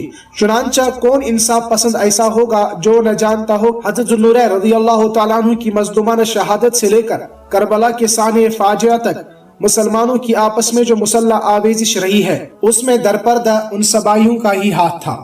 مستند تواریخ اس حقیقت پر شاہد ہے، البتہ ان کو نگاہ حقیقت بین اور انصاف پسندی کے ساتھ پڑھنا ہوگا۔ جنگ جمل میں حضرت علی رضی اللہ تعالیٰ عنہ کو فتح ہوئی۔ جناب نے حضرت عائشہ صدیقہ رضی اللہ تعالیٰ عنہ کے ساتھ کیا معاملہ کیا؟ بالکل وہی جو ایک بیٹے کو ماں کے ساتھ کرنا چاہیے۔ 40 خواتین اور حضرت صدیقہ رضی اللہ تعالیٰ عنہ کے لشکر کے معتبر ترین لوگوں کے ہمراہ پورے ادب و احترام کے ساتھ ان کو مدینہ منورہ پہنچا دیا۔ معلوم ہوا کہ نہ ذاتی دشمنی تھی نہ بغض و اناد۔ اور ادھر کیا ہوا؟ معاذ اللہ ثم معاذ اللہ، کیا امیر یزید نے خاندان رسالت صلی اللہ علیہ وسلم کے خواتین کو اپنی لونڈیاں بنایا؟ آخر وہ دمشق بھیجی گئی تھی، لیکن وہاں کیا ہوا؟ ان کا پورا احترام کیا گیا، ان کی دلجوئی کی گئی، ان کی خاطر و مدارت کی گئی۔ امیر یزید نے انتہائی تعصب کا اظہار کیا اور کہا کہ ابن زیاد اس حد تک نہ بھی جاتا تو بھی میں اس سے راضی رہ سکتا تھا، کاش وہ حسین رضی اللہ تعالیٰ عنہ کو میرے پاس آنے دیتا، ہم خود ہی باہم کوئی فیصلہ کر لیتے۔ لیکن کربلا میں جو کچھ ہوا وہ اس فتنے کی وجہ سے ہوا جو کوفیوں نے بڑکایا تھا۔ وہ اپنی دو عملی اور منافقت کی پردہ پوشی کے لیے نہیں چاہتے تھے کہ مصالحت و مفاہمت کی کوئی صورت پیدا ہو۔ ان کو جب محسوس ہوا کہ ہماری سازش کا بانڈا پھوٹ جائے گا تو انہوں نے وہ صورتحال پیدا کر دی جو ایک نہایت دردناک انگیز انجام پر منتج ہوئی۔ یہ سانحہ فاجعہ انتہائی افسوسناک تھا، اس سے کون اختلاف کر سکتا ہے؟ اس نے تاریخ پر جو گہرے اثر ڈالے ہیں وہ اظہر من الشمس ہے۔ اس کڑوے اور کسیلے پھل کا مزہ امت 1400 سال سے چکھتی چلی آ رہی ہے۔ ان دو واقعات یعنی شہادت حضرت عثمان اور شہادت حضرت حسین رضی اللہ تعالی عنہما کی وجہ سے ہمارے درمیان افتراق، انتشار، اختلاف اور باہمی دست و غریبہ ہونے کی جو فضا چلی آ رہی ہے اس پر ان لوگوں کے گھروں میں گھی کے چراغ جلتے ہیں جنہوں نے اس کی بنیاد ڈالی۔ جہاں جہاں اس کے اثرات پہنچے در حقیقت کامیابی ہوئی ہے ان کو جو دراصل ان فتنوں کی آگ کو بھڑکانے والے تھے۔ اب کوئی یزید کے نام کو گالی بنائے پھرتا ہے، کسی نے شمر کے نام کو گالی بنایا ہوا ہے، کوئی عمر بن سعد کے نام کو گالی بنائے ہوئے ہے، یہاں تک کہ بات پہنچی ہے کہ لوگ حضرت امیر معاویہ رضی اللہ تعالیٰ عنہ کی شان میں بھی توہین آمیز اور گستاخانہ انداز اختیار کرنے سے نہیں چوکتے۔ اللہ تعالیٰ ایسی سب لوگوں کو ہدایت دے اور ہمیں ان میں شامل ہونے سے بچائے اور اپنی پناہ میں رکھے، اور نبی اکرم صلی اللہ علیہ وسلم کے اس فرمان مبارک کو ہمیشہ مد نظر رکھنے کی توفیق عطا فرمائے کہ اللہ فی اصحابی لا تتخذوہم عرضا من بعدی فمن احبهم فبحبی احبهم ومن ابغضهم فببغضی ابغضهم واخر دعوانا ان الحمد للہ رب العالمین۔ کربلا کی کہانی حضرت ابو جعفر محمد باقر رحمۃ اللہ علیہ کی زبانی، ترجمہ مولانا عطا اللہ حنیف بوجیانی، ماخوذ از ہفتہ روزہ اسلام لاہور۔ روایت کے راوی عمار دہانی نے کہا کہ میں نے محمد بن علی ابن الحسین رضی اللہ تعالی عنہما سے عرض کیا کہ آپ مجھ سے واقع قتل حسین رضی اللہ تعالی عنہ ایسے انداز سے بیان فرمائیے کہ گویا میں خود وہاں موجود تھا اور یہ سامنے ہو رہا ہے۔ اس پر حضرت محمد باقر رحمۃ اللہ علیہ نے فرمایا، امیر معاویہ رضی اللہ تعالی عنہ کے انتقال کے وقت حضرت معاویہ رضی اللہ تعالی عنہ کا بھتیجا یزید کا چچیرا بھائی ولید بن عتبہ بن ابی سفیان مدینہ منورہ کا گورنر تھا۔ ولید نے حسب دستور حضرت حسین رضی اللہ تعالیٰ عنہ کو پیغام بھیجا تاکہ ان سے نئے امیر یزید کے لیے بیعت کر لیں۔ حضرت حسین رضی اللہ تعالیٰ عنہ نے جواب میں فرمایا کہ سر دست آپ سوچنے کی مہلت دیں اور اس بارے میں نرمی اختیار کریں۔ ولید نے ان کو مہلت دے دی۔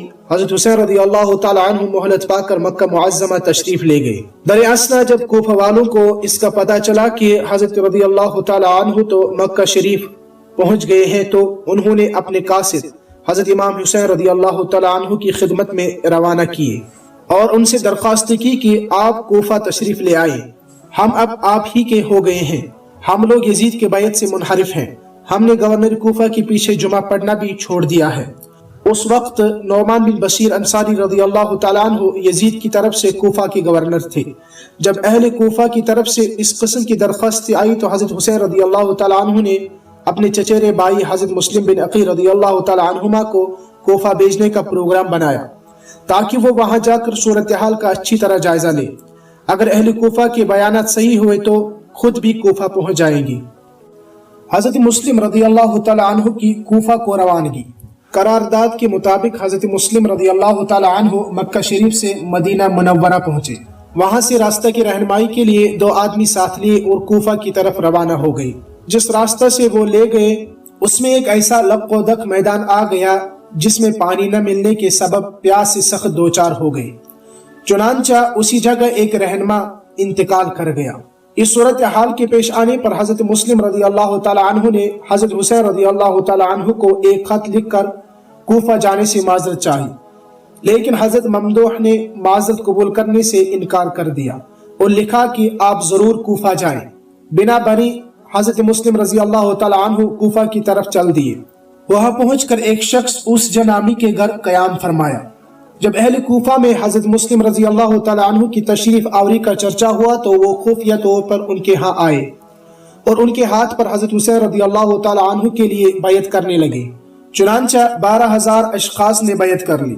در اثنا یزید کے ایک کارندہ عبداللہ بن مسلم بن شعبہ حضرمی کو اس کا پتہ چلا تو اس نے ساری کارروائی کی اطلاع گورنر کوفہ نعمان بن بشیر کو دے دی اور ساتھ ہی کہا کہ یا تو آپ واقعتاً کمزور ہیں یا کوفہ والوں نے آپ کو کمزور سمجھ رکھا ہے، دیکھتے نہیں کہ شہر کی صورتحال مخدوش ہو رہی ہے۔ اس پر حضرت نعمان نے فرمایا کہ میری ایسی کمزوری جو بربنائے اطاعت الہی ہو وہ مجھے اس قوت و طاقت سے زیادہ پسند ہے جو اس کی معصیت میں ہو۔ مجھ سے یہ نہیں ہو سکتا کہ جس امر پر اللہ تعالیٰ نے پردہ ڈالے رکھا ہے خواہ اس پردہ کو فاش کروں۔ اس پر عبداللہ مرکوز نے یہ سارا ماجرا یزید کو لکھ کر بھیج دیا۔ یزید نے اپنے ایک آزاد کردہ غلام سرحون نامی سے اس بارے میں مشورہ لیا۔ اس نے کہا اگر آپ کے والد زندہ ہوتے اور آپ کو کوئی مشورہ دیتے تو اسے قبول کرتے۔ یزید نے کہا ضرور۔ سرحون نے کہا تو پھر میرا مشورہ یہ ہے کہ آپ کوفہ کی گورنری عبداللہ بن زیاد کی سپرد کریں۔ ادھر صورتحال ایسی تھی کہ ان دونوں یزید عبید اللہ مذکور پر ناراض تھا اور بصرہ کی گورنری سے بھی اسے معزول کرنا چاہتا تھا، مگر سرحون کے مشورے پر اس نے اظہار پسندیدگی کرتے ہوئے بصرہ کے ساتھ کوفہ کی گورنری پر بھی عبید اللہ بن زیاد کو نامزد کر دیا اور لکھ دیا کہ کوفہ پہنچ کر مسلم بن عقیل کو تلاش کرو، اگر مل جائے تو اس کو قتل کر دو۔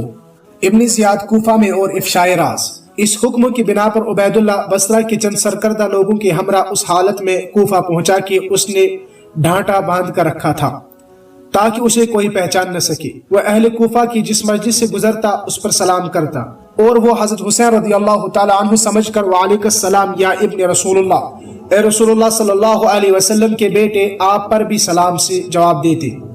اسی طرح سلام کہتا اور جواب لیتا ہوا وہ قصر عمارت پہنچ گیا۔ وہاں پہنچ کر اس نے ایک غلام کو 3,000 درہم دیے اور کہا کہ تم جا کر اس شخص کا پتہ لگاؤ جو کوفہ والوں سے بیعت لیتا ہے، لیکن دیکھو تم خود کو حمص کا باشندہ ظاہر کرنا اور یہ کہنا کہ میں بیعت کرنے کے لیے آیا ہوں اور یہ رقم بھی پیش کرنا چاہتا ہوں تاکہ وہ اپنے مشن کی تکمیل میں اس کو صرف کریں۔ چنانچہ اس نے ایسا ہی کیا اور بلطائف الحیل اس شخص تک اس کی رسائی ہو گئی جو بیعت لینے کا اہتمام کرتا تھا۔ اس نے اپنے آنے اور امدادی رقم پیش کرنے کی سب بات کہہ ڈالی۔ اس نے کہا کہ مجھے یہ معلوم کر کے خوشی ہوئی کہ تمہیں ہدایت کا راستہ نصیب ہوا، لیکن یہ محسوس کر کے دکھ بھی ہو رہا ہے کہ ہماری اسکیم ابھی پختہ نہیں ہوئی۔ تاہم وہ اس غلام کو حضرت مسلم بن عقیل رضی اللہ تعالی عنہما کے ہاں لے گیا۔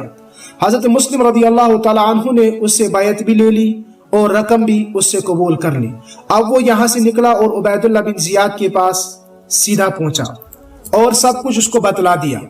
ادھر عبید اللہ کی کوفہ میں آمد کے بعد حضرت مسلم اس جگہ گھر چھوڑ کر ہانی بن عروہ مرادی کے مکان پر فروکش تھے اور حضرت حسین رضی اللہ تعالی عنہ کی خدمت میں لکھ بھیجا کہ لوگوں نے 12,000 کی تعداد میں ہماری بیعت کر لی ہے، آپ کوفہ تشریف لے آئیں۔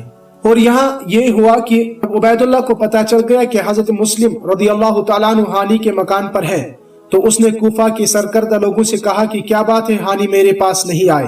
اس پر حاضرین سے ایک شخص محمد بن اشعب چند ہمراہیوں کے ساتھ ہانی کے ہاں گئے تو وہ اپنے دروازے پر موجود تھے۔ ابن اشعب نے کہا کہ گورنر صاحب آپ کو یاد فرماتے ہیں اور آپ کے اب تک نہ حاضر ہونے کو بہت محسوس کرتے ہیں، لہٰذا آپ کو چلنا چاہیے۔ چنانچہ ان کے زور دینے پر ہانی ان کے ساتھ ہو لیے اور وہ عبید اللہ کے پاس پہنچے۔ اتفاق سے اس وقت قاضی شریف بھی ابن زیاد کے پاس موجود تھے۔ ان سے مخاطب ہو کر اس نے کہا دیکھو اس ہانی کی چال کھوٹ کی مظہر ہے۔ پھر اتنے میں وہ اس کے پاس آ گیا تو کہا ہانی مسلم بن عقیل کہاں ہے؟ اس نے کہا مجھے علم نہیں۔ اس پر عبید اللہ نے 3,000 درہم دینے والے غلام کو اس کے سامنے کر دیا۔ ہانی بالکل لاجواب ہو گئے، البتہ اتنا کہا کہ میں نے انہیں اپنے گھر بلایا نہیں بلکہ وہ خود میرے گھر آ کر ٹھہر گئے ہیں۔ ابن زیاد نے کہا اچھا ان کو حاضر کرو۔ اس نے اس پر پسو پیش کیا تو ابن زیاد نے ان کو اپنے قریب بلوا کر اس زور سے چھڑی ماری جس سے اس کی بوئیں پھٹ گئی۔ اس پر ہانی نے اس کے ایک محافظ سپاہی سے تلوار چھن کر عبید اللہ پر وار کرنا چاہا لیکن وہ کامیاب نہ ہو سکا۔ اس پر ابن زیاد نے یہ کہہ کر کہ اب تمہارا خون حلال ہے، قصر عمارت کے ایک حصے میں اس کو قید میں ڈال دیا اس واقعہ کی اطلاع ہانی کے قبیل مزہج کو ہوئی تو اس نے قصر عمارت پر یلغار بول دی۔ عبید اللہ نے شور سنا اور پوچھا تو کہا گیا کہ ہانی کا قبیلہ ان کو چھڑانے کے لیے آیا ہے۔ اس نے قاضی شریع کے ذریعے ان کو کہلایا کہ ہانی کو مسلم بن عقیل کا پتہ کرنے اور بعض باتوں کی تحقیق کے لیے روک لیا گیا ہے۔ خطرے کی کوئی بات نہیں، لیکن ساتھ ہی قاضی شریع پر بھی ایک غلام کو لگا دیا، یہ معلوم کرنے کے لیے کہ وہ لوگوں سے کیا کہتے ہیں۔ قاضی شریع لوگوں کی طرف جاتے ہوئے ہانی کے پاس سے گزرے تو اس نے قاضی صاحب سے کہا کہ میرے بارے میں اللہ سے ڈرنا، ابن زیاد میرے قتل کے در پہ ہے۔ تاہم قاضی شریع نے ہجوم کو ابن زیاد والی بات کہہ کر مطمئن کر دیا اور لوگ بھی یہ سمجھ کر مطمئن ہو گئے کہ ہانی کو کوئی خطرہ نہیں ہے۔ حضرت مسلم کو جب ہنگامے کی اطلاع ہوئی تو انہوں نے اپنی ذرائع ابلاغ سے کوفہ میں اعلان کرا دیا، جس کے نتیجے میں 40,000 لوگ ان کے پاس جمع ہو گئے۔ ان کو باقاعدہ انہوں نے ایک فوجی دستہ کی شکل دے دی جس کا مقدمۃ الجیش، میمنہ اور میسرہ وغیرہ سبھی کچھ تھا۔ خود حضرت مسلم بن عقیل اس کے قلب میں ہو گئے۔ اس طرح 40,000 کا یہ لشکر جرار قصر عمارت کی طرف روانہ ہو گیا۔ عبید اللہ کو اس کی اطلاع ہوئی تو اس نے اہالیان کوفہ کو اپنے قصر میں بلایا۔ جب یہ لشکر قصر عمارت تک پہنچ گیا تو سرداران کوفہ نے اپنے قبیلے کو دیواروں کے اوپر سے گفتگو کر کے سمجھانا شروع کیا۔ اب تو حضرت مسلم کی فوج کے آدمی خسکنے شروع ہوئے اور ہوتے ہوتے شام تک صرف 500 رہ گئے، حتیٰ کہ رات کے اندھیرے تک وہ بھی چل دیے۔ جب حضرت مسلم رضی اللہ تعالیٰ عنہ نے دیکھا کہ وہ تنہا رہ گئے ہیں تو وہ بھی وہاں سے چل پڑے۔ راستے میں ایک مکان کے دروازے پر پہنچے تو ایک خاتون اندر سے آپ کی طرف نکلی۔ آپ نے اس کو پانی پلانے کے لیے کہا تو اس نے پانی تو پلا دیا لیکن اندر واپس چلی گئی۔ تھوڑی دیر بعد پھر باہر آئی تو آپ کو دروازے پر دیکھ کر اس نے کہا، اے اللہ کے بندے، آپ کا اس طرح بیٹھنا مشکوک ہے، یہاں سے چلے جائیں۔ آپ نے کہا، میں مسلم بن عقیل ہوں، کیا تم مجھے پناہ دو گی؟ اس نے کہا، ہاں، آ جائے۔ آپ اندر چلے گئے، لیکن کرنا خدا کا یہ ہوا کہ اس عورت کے لڑکے نے محمد بن اشعث مذکور کو اطلاع دے دی، جس نے فوراً عبید اللہ تک خبر پہنچائی۔ اس نے اس کے ہمراہ پولیس کو روانہ کر دیا اور ان کو حضرت مسلم کی گرفتاری کا حکم دے دیا۔ پولیس نے جا کر مکان کا محاصرہ کر لیا، جبکہ حضرت مسلم کو خبر تک نہ ہو سکی تھی۔ اب خود کو انہوں نے معصور پایا تو تلوار سونت کر نکل آئے اور پولیس کے مقابلے کی ٹھان لی، لیکن ابن اشعث نے ان کو روک کر کہا کہ میں ذمہ دار ہوں، آپ محفوظ رہیں گے۔ پس وہ حضرت مسلم کو ابن زیاد کے پاس پکڑ کر لے گئے۔ چنانچہ ابن زیاد کے حکم سے انہیں قصر عمارت کی چھت پر لے جا کر قتل کر دیا۔ انا للہ و انا الیہ راجعون۔ اور ان کی لاش بازار میں لوگوں کے سامنے پھینک دی گئی۔ نیز اس کے حکم سے ہانی کو کوڑے کرکٹ کی جگہ تک گھسیٹتے ہوئے لے جا کر سولی دے دی گئی۔ ادھر تو کوفہ میں یہ تک ہو گیا تھا اور حضرت حسین رضی اللہ تعالیٰ عنہ کی کوفہ روانگی۔ ادھر حضرت مسلم چونکہ خط لکھ چکے تھے کہ 12,000 اہل کوفہ نے بیعت کر لی ہے۔ حضرت حسین رضی اللہ تعالیٰ عنہ جلد از جلد تشریف لے آئے، اس لیے حضرت حسین رضی اللہ تعالیٰ عنہ مکہ شریف سے کوفہ کی طرف روانہ ہو گئے، تاکہ آپ قادسیہ سے 3 میل کے فاصلے پر تھے کہ خربہ بن یزید تمیمی حضرت حسین رضی اللہ تعالیٰ عنہ کے قافلے کو ملا۔ اس نے کہا، کہاں تشریف لے جا رہے ہو؟ آپ نے فرمایا، کوفہ۔ اس نے کہا، وہاں تو کسی خیر کی توقع نہیں، آپ کو یہاں سے ہی واپس ہو جانا چاہیے۔ پھر کوفیوں کی بے وفائی اور حضرت مسلم کے قتل کی پوری روداد آپ کو سنائی۔ سارا قصہ سن کر حضرت حسین رضی اللہ تعالیٰ عنہ نے تو واپسی کا ارادہ کر لیا، لیکن حضرت مسلم کے بھائیوں نے یہ کہہ کر واپس جانے سے انکار کر دیا کہ ہم خون مسلم کا بدلہ لیں گے یا خود مارے جائیں گے۔ اس پر حضرت حسین رضی اللہ تعالیٰ عنہ نے فرمایا، تمہارے بغیر میں جی کر کیا کروں گا۔ اب وہ سب کوفہ کی طرف روانہ ہوئے۔ جب آپ کو ابن زیاد کی فوج کا ہر اول دستہ نظر آیا تو آپ نے کربلا کا رخ کر لیا اور وہاں جا کر ایسی جگہ پڑاؤ ڈالا جہاں ایک ہی طرف سے جنگ کی جا سکتی تھی، چنانچہ خیمہ نصب کر لیے۔ اس وقت آپ کے ساتھ 45 سوار اور 100 کے قریب پیدل تھے۔ در اثنا عبید اللہ نے عمرو بن سعد کو، جو کوفہ کا گورنر تھا، بلایا اور اس سے کہا کہ اس شخص کے معاملے میں میری مدد کرے۔ اس نے کہا، مجھے تو معافی رکھیے۔ ابن زیاد نے نہ مانا۔ اس پر عمرو بن سعد نے کہا، پھر ایک شب سوچنے کی مہلت تو دیجیے۔ اس نے کہا، ٹھیک ہے، سوچ لو۔ ابن سعد نے رات بھر سوچنے کے بعد آمادگی کی اطلاع دے دی۔ اب عمرو بن سعد حضرت حسین رضی اللہ تعالیٰ عنہ کی خدمت میں حاضر ہوا۔ حضرت نے اس کے سامنے یہ تجویز رکھی کہ دیکھو، 3 باتوں میں سے ایک بات منظور کر لو، یا مجھے کسی اسلامی سرحد پر چلے جانے دو، یا مجھے موقع دو کہ میں براہ راست یزید کے پاس پہنچ جاؤں اور یا پھر یہ کہ جہاں سے آیا ہوں وہی واپس چلے جاؤ۔ ابن سعد نے تجویز خود منظور کر کے ابن زیاد کو بھیج دی۔ اس نے لکھا ہمیں یہ منظور نہیں ہے، بس ایک ہی بات ہے کہ حسین رضی اللہ تعالیٰ عنہ یزید کے لیے میری بیعت کر لیں۔ ابن سعد نے یہی بات حضرت حسین رضی اللہ تعالیٰ عنہ تک پہنچا دی۔ انہوں نے فرمایا ایسا نہیں ہو سکتا۔ اس پر آپس میں لڑائی چھڑ گئی اور حضرت کے سب ساتھی مظلومانہ شہید ہو گئے، جن میں سے 10 سے کچھ اوپر نوجوان ان کے گھر کے تھے۔ اسی اثنا میں ایک تیر آیا جو حضرت کے ایک چھوٹے بچے کو لگا جو گود میں تھا۔ آپ اس سے خون پونچھ رہے تھے اور فرما رہے تھے، اے اللہ ہمارے اور ایسے لوگوں کے بارے میں فیصلہ فرما جنہوں نے پہلے دیکھ کر ہمیں بلایا ہے کہ ہم آپ کی مدد کریں گے، پھر اب وہی ہمیں قتل کر رہے ہیں۔ اس کے بعد خود تلوار ہاتھ میں لی، مردانہ وار مقابلہ کیا اور لڑتے لڑتے شہید ہو گئے رضی اللہ عنہ۔ اور یہ شخص جس کے ہاتھ سے حضرت حسین رضی اللہ تعالیٰ عنہ شہید ہوئے قبیلہ مزہج کا آدمی تھا، اگرچہ اس بارے میں دوسرے اقوال بھی تاریخوں میں مذکور ہے۔ مزہج ہانی کا وہی قبیلہ تھا جس نے قصر عمارت پر چڑھائی کر دی تھی۔ یہ شخص حضرت کا سر تن سے جدا کر کے ابن زیاد کے پاس لے گیا۔ اس نے ایک شخص کو آپ کا سر مبارک دے کر یزید کے پاس بھیج دیا، جہاں جا کر یزید کے سامنے رکھ دیا گیا۔ ادھر ابن سعد بھی حضرت کے گردار کو لے کر ابن زیاد کے پاس پہنچ گیا۔ ان کا صرف ایک لڑکا بچہ رہ گیا تھا، وہ بچہ علی ابن الحسین رضی اللہ تعالی عنہ زین العابدین تھے، جو روایت کے راوی ابو جعفر الباقر کے والد تھے۔ یہ عورتوں کے ساتھ اور بیمار تھے۔ ابن زیاد نے حکم دیا اس بچے کو بھی قتل کر دیا جائے۔ اس پر ان کی پھوپھی حضرت زینب رضی اللہ تعالی عنہ بنت علی رضی اللہ تعالی عنہ اس کے اوپر گر پڑی اور فرمایا کہ جب تک میں قتل نہ ہو جاؤں گی اس بچے کو قتل نہ ہونے دوں گی۔ اس صورتحال کے نتیجے میں ابن زیاد نے اپنا یہ حکم واپس لے لیا اور بعد میں اسیران جنگ کو یزید کے پاس بھیج دیا۔ جب حضرت حسین رضی اللہ تعالی عنہ کے بچے کچھ افراد خانہ یزید کے دربار میں پہنچے تو چند درباریوں نے حسب دستور یزید کو تہنیت فتح پیش کی۔ ان میں سے ایک شخص نے یہاں تک جسارت کر ڈالی کہ ایک لڑکی کی طرف اشارہ کر کے کہا، امیر المؤمنین یہ مجھے دے دیجئے۔ یہ سن کر حضرت زینب رضی اللہ تعالی عنہ بنت علی رضی اللہ تعالی عنہ نے کہا، بخدا یہ نہیں ہو سکتا، بجز اس صورت کے کہ یزید دین الہی سے نکل جائے۔ پھر اس شخص نے دوبارہ کہا تو یزید نے اسے ڈانٹ دیا۔ اس کے بعد یزید نے ان سب کو محل سرا میں بھیج دیا، پھر ان کو تیار کرا کہ مدینہ روانہ کروا دیا۔ جب یہ لوگ مدینہ پہنچے تو خاندان عبد المطلب کی ایک عورت سر پیٹتی اور روتی ہوئی ان سے ملنے کے لیے آئی اور ان کی زبان پر یہ اشعار تھی، ماذا تقولون ان قال النبي لكم ماذا فعلتم وانتم آخر الامم بعترتي وبأهلي بعد مفتقد منهم اسارى وابطلي زرجوا ابدا ما كان هذا جزائي اذا نصحت لكم ان تخلفوا في بشر في ذو رحم۔ اس روایت کو حافظ ابن حجر الاسقلانی نے تہذیب التہذیب میں نقل کیا ہے۔